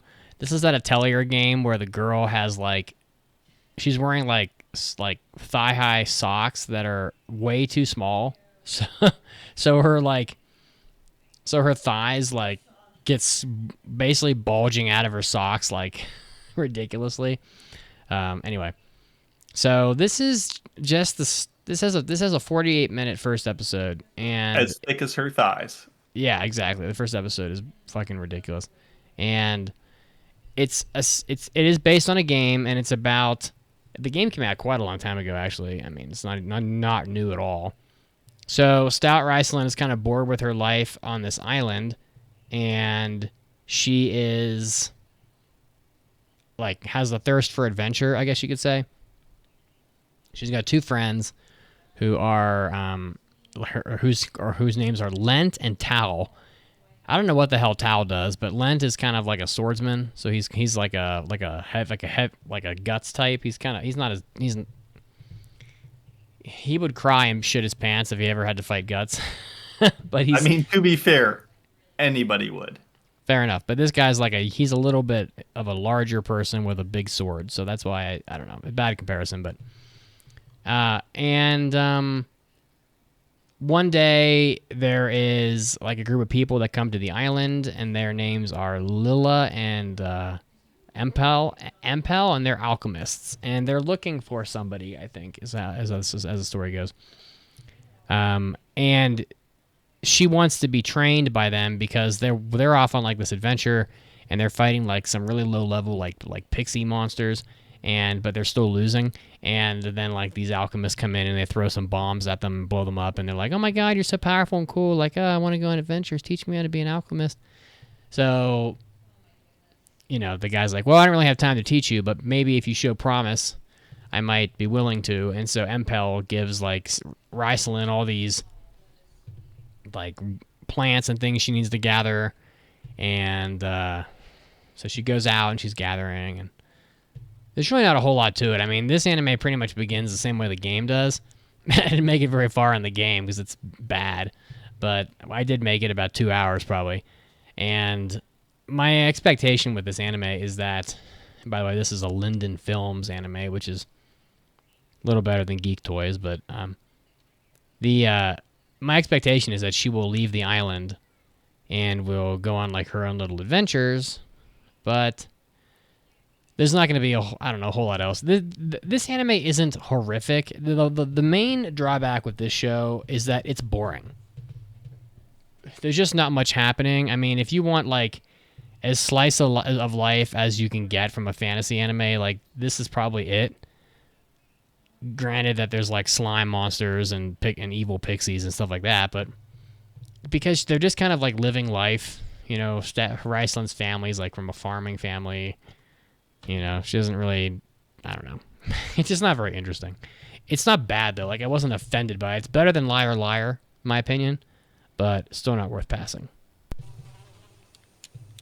That is one big pile of shit. There you go. The thighs and titties. I mean, Stout Ryza is stacked up. I mean, she is, she would not be a person you would kick out of bed in the morning, so to speak, by any stretch. But she's not enough to save this anime. So, Mason, you're up. Let us go with one of the shows I was kind of looking forward to, which was my like number 3 pick of the season, which is The Girl I Like Forgot Her Glasses. This is done by the infamous Studio Go Hands, who are known for Handshakers and Wiz. It's based on a manga, and it is a show that exists. Essentially, it tells the story of this boy named Komura, who, is in a new homeroom, new classroom, early in the school year, little seat arrangement, and he finds himself sitting next to Mie, his new seat neighbor, and he's just immediately smitten with her. And he's like, wow, this lady is just so gorgeous. And a good thing about the show is that he doesn't waste time. It pretty much opens up with him pretty much admitting to the viewer, like, listen, fellas, I am crushing on this girl. I like her a whole heck of a lot. She just, it sounds like a little bit of a, main character from the 1950s where he's like, golly gee, she just really is a girl for me. I really think she's really swell. I mean, he doesn't quite speak like that, but he just has that kind of demeanor of shy, but like he knows deep down what he feels. I forgot to mention this is streaming on Crunchyroll. But anyway, so the problem with Mie, besides the fact that she's more unobservant in the obvious way, is that she is very forgetful, as the title indicates, and can never seem to remember to bring her glasses to class.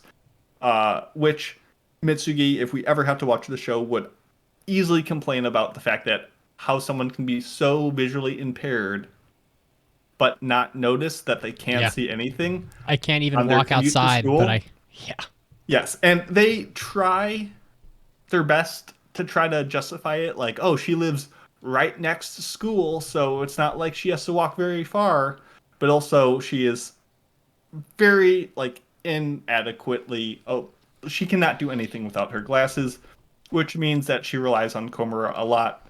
And they do some other quirks like, oh, my dad stepped on my glasses today and they broke, so I have to, like, if you can get past the premise that someone who is essentially blind without her glasses is still trying to operate without them, essentially it becomes a cute little romance of Komura trying to help her out. And for all that's said about her, Mie isn't like a tsundere like she would normally be in this kind of show. She is just a little helpless, and she just is trying her best. So, just like with the other show, Saint Cecilia, this is another show that if you watched it with no subtitles and muted, you would still get 90% of the content and probably a headache, because the most pressing thing to talk about with the show and with the studio is the visuals. I love the ambition. I love the unhinged camera as it spins around and tries to make these shots way more cinematic than they need to be in concept.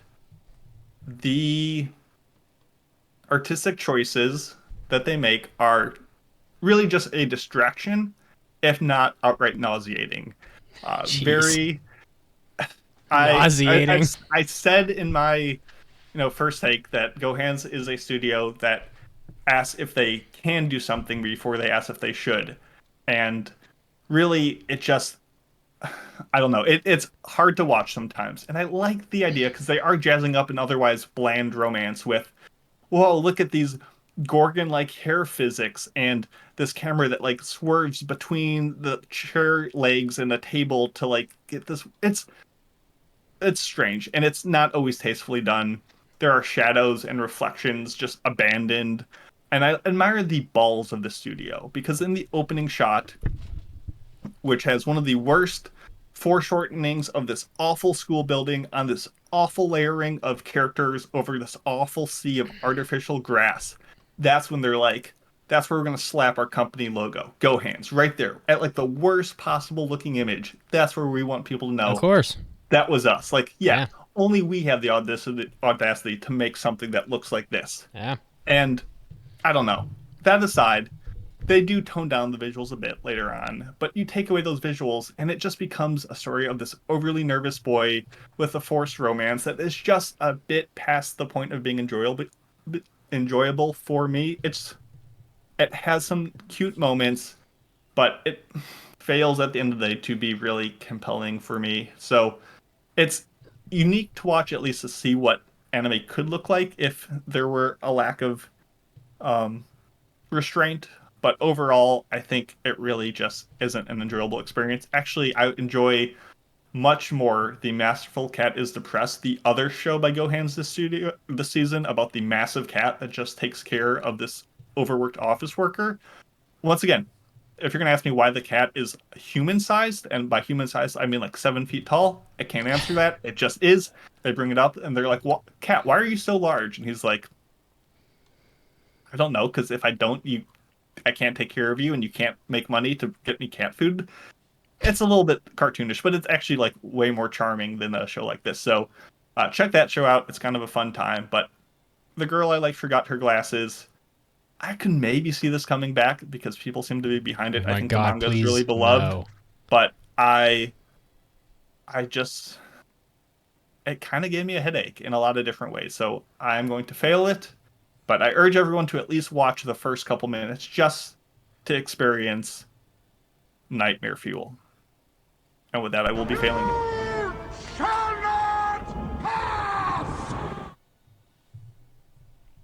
Mason, don't encourage them to pick this. I don't want them to. Okay. When we get to the last week of impressions, I will give a bunch of shows that I think should be passed.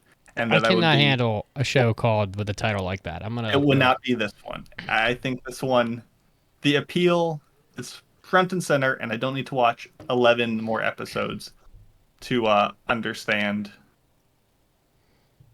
what is going on. Listen, I'll fail Jujutsu Kaisen if you fuckers think you're gonna pass this glasses show because I know you have to. You have to burn your picks on Jujutsu Kaisen, so don't make me do it. Yeah, but I will say this show surprisingly very John Woo inspired. There's a lot of like repeat cuts of Mie like falling over or scooting next to him. A lot of doves. It's very, very John Woo. I was not expecting that. So there you go. All right. Well, I'm going to do an impression on the reboot of Rurouni Kenshin, Meiji Kenkaku Romantan, which is, let's see here. Brushed against those freckles that I hated, so life goes on, and I heave a little sigh for you. It's happy the love that I would share for you, but it's going to Oh, sorry, wrong. Legendary OP. Legendary. Oh man, Rurouni Kenshin is so good. I mean, come on, the anime that I got my candle from. Seriously. So this is a full reboot. I mean, it's not. The anime would have. This would be better if they started with. I can never get the title right.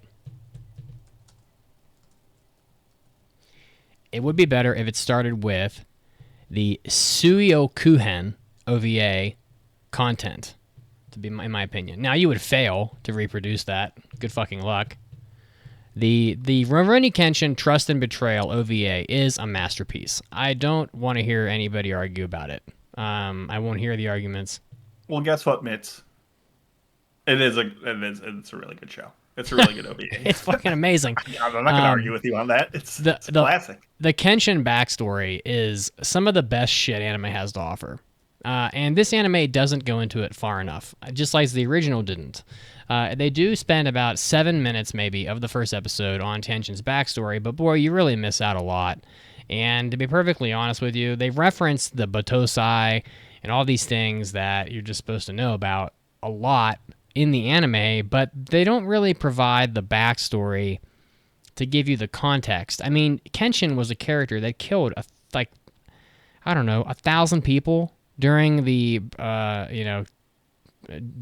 what was it, the Meiji Restoration? I'm not sure. During the Meiji, the transition of Tokugawa to Meiji era, because it's all based on like the upheaval and the changing of government and stuff like that. In the 1800s. And I think it's the 1800s. And to be honest with you, they reference it so often in this anime, just as in the original, that it really makes me think that if you're going to be talking about the Hitokiri Batosai, like the Batosai, the Manslayer, and if you're going to be talking about all the stuff that happened before, and the cross-shaped scar, and the Choshu versus Satsuma, and all this other stuff, you might as well just spend 2 episodes and just give a Cliff Notes version of the Tsuyokuhen, or whatever, the Trust and Betrayal OVA, because that gives the backstory for the anime. But they don't do that, which I think is a big fail, honestly. I think Linden Films definitely should have taken the time.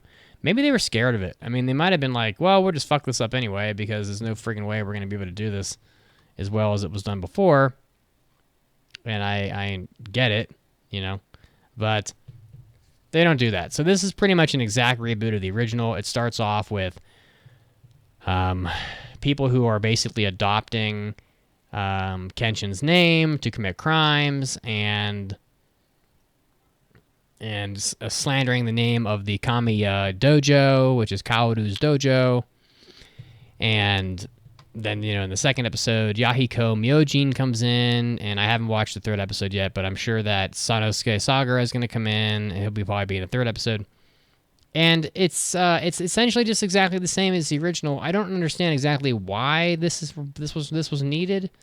The Rurouni Kenshin anime is already awesome. I mean, it was already great. I mean, up until the end of the Kyoto arc, which I'm sure this is going to get to. My only concern here is that they won't be able to execute the fight scenes as well as they were done originally. I get a little worried because there were some pretty fucking awesome fight scenes, you know, the hand-to-hand combat with the Futai no Kiwami later in the season, and Kenshin going full-on Batosai style with his purple eyes or yellow eyes, or whatever they are, and just going ape shit on people. I do get concerned that they won't be able to execute it as well as it was done the first time. To be perfectly honest with you, I'm also worried that the anime, in some strange way, I feel like Shishio was voiced by Steve Bloom so well originally that I feel like his voice is going to be missed. I mean, I don't know that anybody can laugh as psychotically as Steve Bloom can. He's just really great at it. And Shishio is one of the most memorable and just devious and psychotic villains that you're going to encounter in anime. I mean, the guy looks like a fucking mummy. His sword is so soaked in human fat from killing people that all he has to do is drag his sword on the ground and the sparks will ignite the sword. I mean, come on, there's just like some epic level shit in Rurouni Kenshin. And I mean, it has several excellent live action movies at this point, a very excellent OVA and a long TV series. So I'm not sure why this was needed, but this is still better than most anime right now in this season. Is it as good as the original? I would say it's about the same right at this point because the beginning is a little slow. They kind of introduce the characters first, and then there's a couple like little arcs where just Kenshin just kind of like, you kind of get the characters fleshed out. And then when they go to Kyoto to deal with Shishio, that's when the anime really gets going. But you're talking about season 2 probably. And of course, the romance between Kenshin and Kaoru is palpable, the whole time. And, people that don't know, I mean, Kenshin and Kaoru do get married. It's very cute. But I think they get married. I'm not 100% sure. They're definitely we'll a couple. Watch the show and find out. They're definitely a couple. But I'm going to pass this hesitantly. At a minimum, this is good for Caroline. Like, she really needs to experience Rurouni Kenshin in some format. And if it's not now, and with this, she's probably not going to go back and watch the original because we're already watching a ton of anime. So go back and tell Caroline, you really need to watch this 92 episode fucking anime that came out 15 years ago. Or 15. It's probably not far enough. God, 20. Let's see. How old is the OVA? The OVA. I don't know. Find it. Hold on. Rurouni Kenshin. In 1996. 27 years. Oh my god. I'm so fucking old. There's no way anybody's going to go back to watch a 27-year-old anime. Let's just be honest. But, But this does fall into that 1997 to 2003 sweet spot for the most part. Because it wrapped up at the end of 1998. But Caroline probably won't go back and watch it. But I would have passed this anyway. I mean, Kenshin is just too good, fucking cool. I mean, just give me a break. It's just like, compared to the generic, mid-level anime fare that's coming out this season, the fact that this even exists is a godsend, and sort of. So it's definitely getting passed. You better lock it up. No, you lock it up. Lock it up. Lock it up. Rurouni Kenshin. Yeah, I just can't help but wonder, why now? Why are we getting it? I don't know. Because they knew summer was going to be weak, and they called in the old guard. I think it's just because anime is like the movie industry. They're just out of ideas, and they're just redoing everything. Just like games. I'm like, what am I doing right now? Playing Dead Space Remake. Okay. I mean, it's the same fucking game as before. Dead Space wasn't even that old, so it didn't need a remake, really, but here we are. So, what's next, Mason? Speaking of reusing classic ideas, I am doing a review of My Happy Marriage. This is done by Kinema Citrus, who did Made in Abyss, Rising of Shield Hero. It's based on a light novel, and it is streaming on Netflix. I think I originally said that the entire season was going to drop on July 5th. I was wrong. They're simulcasting it, so it's coming out weekly. Yay for Netflix. But yeah, this is very inspired by Cinderella. This is the story of Mio, who is, a beloved daughter whose mother passes away, father remarries, bad stepsister, evil stepmother. Oh my God. Forgotten. She Glass has to work slipper, maid. pumpkin carriage. Not quite. A little more supernatural military action, but we'll get to that. And essentially there's one boy in the village who is kind of nice to her, kind of a friend, and he's like, oh, my dad and your dad are trying to set up this arranged marriage kind of thing. The day comes, they announce this big arranged marriage. This nice young city boy is marrying her evil sister. Oh no, she's actually going off to be married away to this cold, ruthless, heartless military commander who's all of his prior fiancés have fled and ran away. So she has to go into this house with this evil man and hopefully find as the show suggests, a happy marriage. So yeah, it's essentially Cinderella, except instead of going to the ball and the glass slipper, she essentially just gets forced into marriage, and I guess that is enough to save her. I don't know. We'll find out. I hope it's a happy show. Let's hope this title isn't going to bamboozle me. I have a lot of mixed feelings about this show. The pacing is surprisingly fast. It really doesn't let the viewer get comfortable in any scene because it's just whisking through these touch points of setting up the by the numbers plot of, oh, she's sad, she has no hope, she's kind of forgotten, she's married away. And the show really seems to be picking up in the later episodes with how she comes to find this relationship and all that stuff. A lot of unnecessary flashbacks to scenes that happened mere moments ago. And there is this weird inclusion of supernatural elements starting in the second episode. It hasn't gotten too in the way, but it's if you're trying to tell this grounded story about trauma and connecting, it's and there's magic. And of course Cinderella had magic systems too, but it's a thing. I haven't decided how I feel about it yet, but it happens. But really, one thing I want to remark on is I'm blown away by how bad the show looks, most notably in the character movement.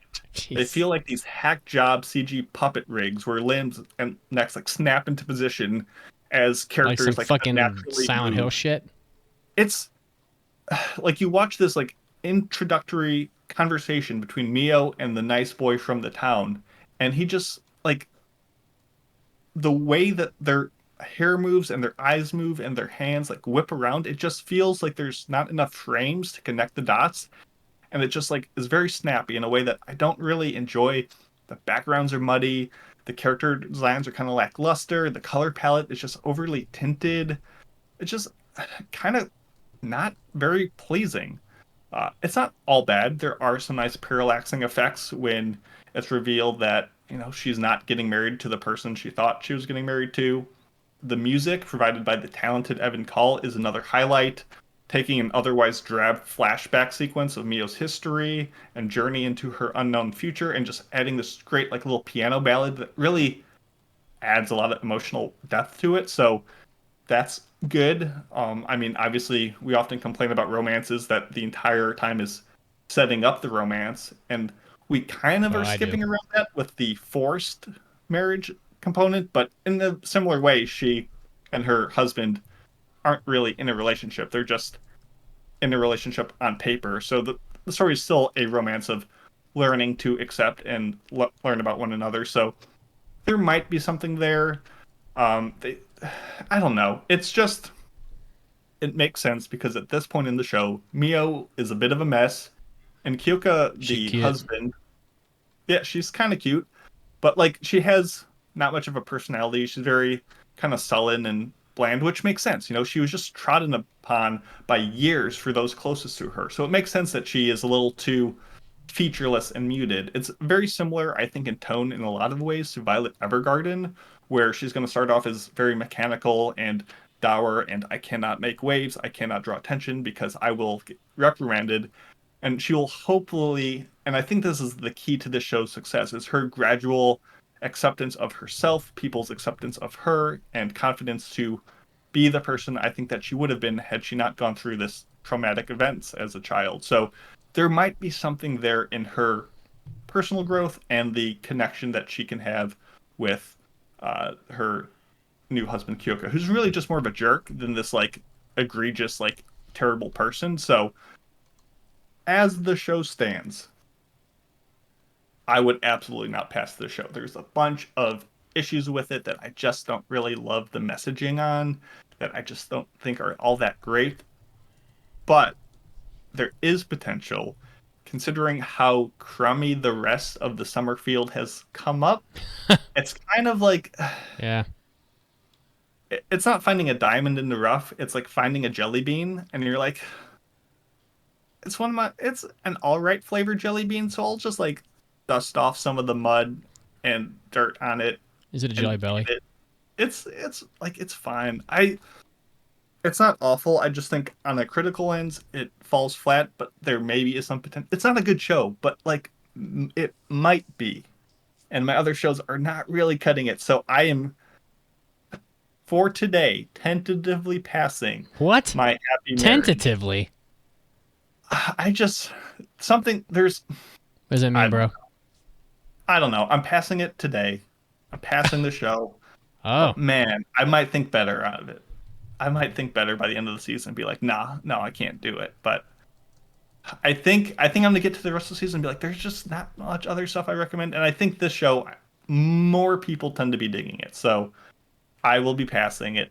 Put it on the board, passing my happy Put marriage. it on the board. When I roast it in 18 weeks, despite my optimism, I'm right, and I don't have to apologize. Enjoy it now, because Mason's gonna fuck it up later. He just told you. Why does it have to be? Oh, she found a man through the forced marriage system, and now her life is. Come on, anime. Let's Because it's probably set in like 1910. Yeah, I know. All right, here comes your drop. I'm not fucking leaving. The show goes on. There you go. Thank you. I hope you're happy. We'll see. At least it's about a marriage and not about two people who can't like fucking have their balls drop. Yeah, I mean they are talking. That's something. Yeah, it could be worse. All right. So the final anime we're doing an impression on today is, you guessed it. You probably didn't guess it. Classroom of Heroes. Yeah. All right. So this anime is a Studio Actus. What the fuck have they done? Nothing. Well, it says Princess Principal, but I doubt it. Girls in Panzer. I don't know. This studio's done not a whole lot. Because I think they were only like helping with those anyway. So this anime is about a guy named Blade. Not Wesley Snipes. I just want to punch this guy in the face. I mean, his hair is half of his hair is straight down the middle. Half of it is.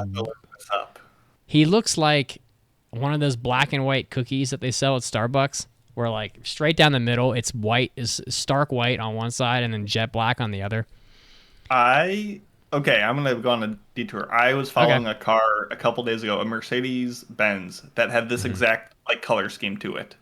Yeah. Just halfway down, black, white. And did you want to punch someone in the face? Why? Why would you take something? I don't know. That's weird. Yeah. Okay, whatever, man. Oh my goodness. I'm looking at this promotional image. That lady's boobs are not attached to her body. To her body at all? No, there's no way. There's no way they attach like that. That sounds painful. The one with like the cyan colors. Anyway, sorry, go on. That's okay. Do you know what else I don't get is when people get like vanity plates that are really fucking stupid. Like, you're going to get a vanity plate so you can put like burrito on it and have it say burrito. I mean, like, are you really... Burrito's pretty good. But you know what I mean? It's just like this like inane nonsense. Like, are you so wealthy that like that? And I tell Pancake this when I see it. I'm like, this guy put the dumbest shit ever on his fucking license plate, or girl, and it's like, you're gonna spend $100 a year to have the dumbest shit ever put on your license plate. Like, don't you have anything better to spend your money on? Like, people are just like adult children a lot of the time. Anyway, speaking of children, this a long time ago tell me if you've heard this plotline before. Ready? A long time ago, there existed a demon lord who terrorized the world until... All right, you good? I got it. Until a hero stepped up, to the stage and challenged the Demon Lord, ultimately defeating him and ending the reign. The hero then created some school. The school was made to help heroes in training achieve supremacy and defend the world when needed, whatever, blah, blah, blah. So this guy named Blade enters the school and wants to make friends. Like, I don't fucking know. Honestly, like, this anime, half of the content in this anime is really badly animated fight scenes in this, like, battle arena that this school has, where they just fight. Like, oh, I'm going to shoot a fireball. Okay, I block with my sword. Charge you with my sword. Slash, slash, slash. Oh, there's a girl fighting. She enters the arena. She's, a third combatant. The fireball explodes. It burns off all of her clothing. So, this is, like, very ecchi, by the way. It reminded me of Iki Tosen a couple times, and funny enough, like, I think the ecchi was the only decent part of this whole show, because it's literally terrible. But, like, I don't know. It's like, at least you can be a pervert while you're watching it. Like, the fireball explodes. Iki Tosen style. Her clothing is hanging on by a thread into perfect exact spots to not reveal anything. Oh, no. Let's get her out of the arena so you don't see her nipples. Episode 2. Blue-haired character named Sophie pops up that has the exact personality of Rei Ayanami from Evangelion. Oh, what's that? There's, like, a bunch of her, and she was, like, a science experiment character that was, like, created for a purpose. Oh, she is Rei Ayanami? Oh, that's pretty weird. Rei Ayanami and Blade go on a date, but the red-haired girl who already had her clothing blown off is really jealous, so she's, like, secretly following them on their date, which is really creepy. Oh, jeez. Now, but wait, what's this? I'm going to, even though I'm trying to be sneaky, I'm going to sit at a table at a restaurant, literally right next to them, so that I can hear what they're saying, and somehow they don't notice, even though I am not disguised at all, and I'm sitting directly within, like, field of view easily. But no one notices. It's just like, this show is just terrible. I mean, honestly, if you want to watch a show where people want to fight in a battle arena, go watch, like, the Shadow Skill OVA or something. Like, this is not good. And every character, let's see here. Well, who do we have? I'm looking at, so most of these characters haven't appeared yet in this anime, but we have a lot of characters that just have one name. There's no last name. We got Blade, Sophie, Chu Lane, who's basically just like some mythical figure that fights with a spear, but of course they're in like 100 anime, and in this anime, it's Chu Lane is, oh my god. This character looks like a 4-year-old girl, topless, wearing a thong, with long blonde hair, and like horns. This is the most anime thing I've ever seen. Then you've got Claire, who, I don't know, looks bland. Jessica, it's not even Jessica, it's Jessica. Iona, King Gilgamesh, the Demon King. It's just like, this anime is the worst one I had out of all of them. It's just really bad. There's no fucking way anybody's gonna miss this one. It won't get a single vote in listener's choice. And it's failing. I don't know. It's just like, it's completely mid. Like, I don't know. I've seen 100 of these before. There's just really no reason to watch this. I mean, it's like, why even watch it at all? I mean, to be honest with you, just to give the impression, I guess. But like, because I have Rurouni Kenshin, Jujutsu Kaisen, and Bastard, all in my list, and I know that two of those three shows are gonna pass. To be honest with you, I didn't think the first episode of Jujutsu Kaisen was really very good. I mean, but it's also mid, I would say. To be perfectly honest with you, I mean, literally nothing happened. I don't give a fuck about the story. Jujutsu Kaisen. But if I fail it, you're just gonna pick it anyway. It'll get 80% of the votes in listener choice.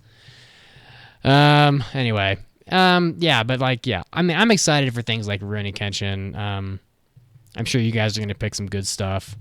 But there's a lot of mid anime this season, to be honest with you. So, I don't know. It's just one of those seasons. But we have passed My Happy Marriage, which is a terrible title. I mean, can't we do better? My Happy Marriage? I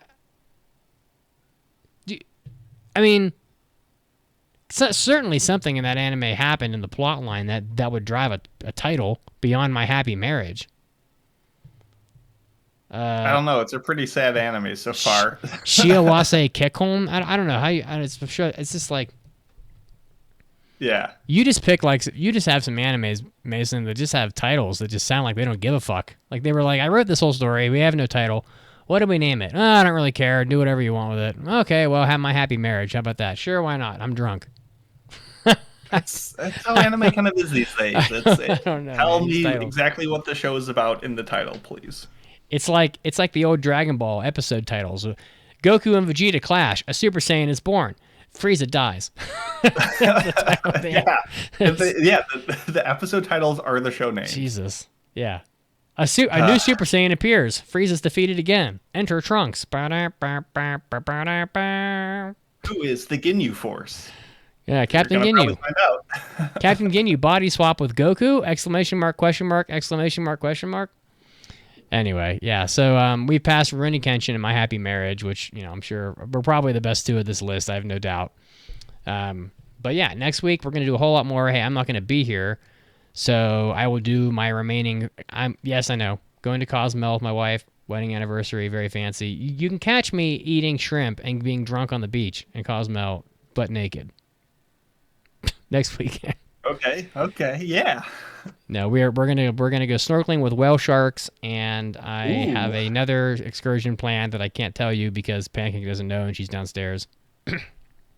But I won't be here next week. But Caroline and Mason will be picking up the slack. You're gonna get a lot of impressions from Caroline, I'm sure.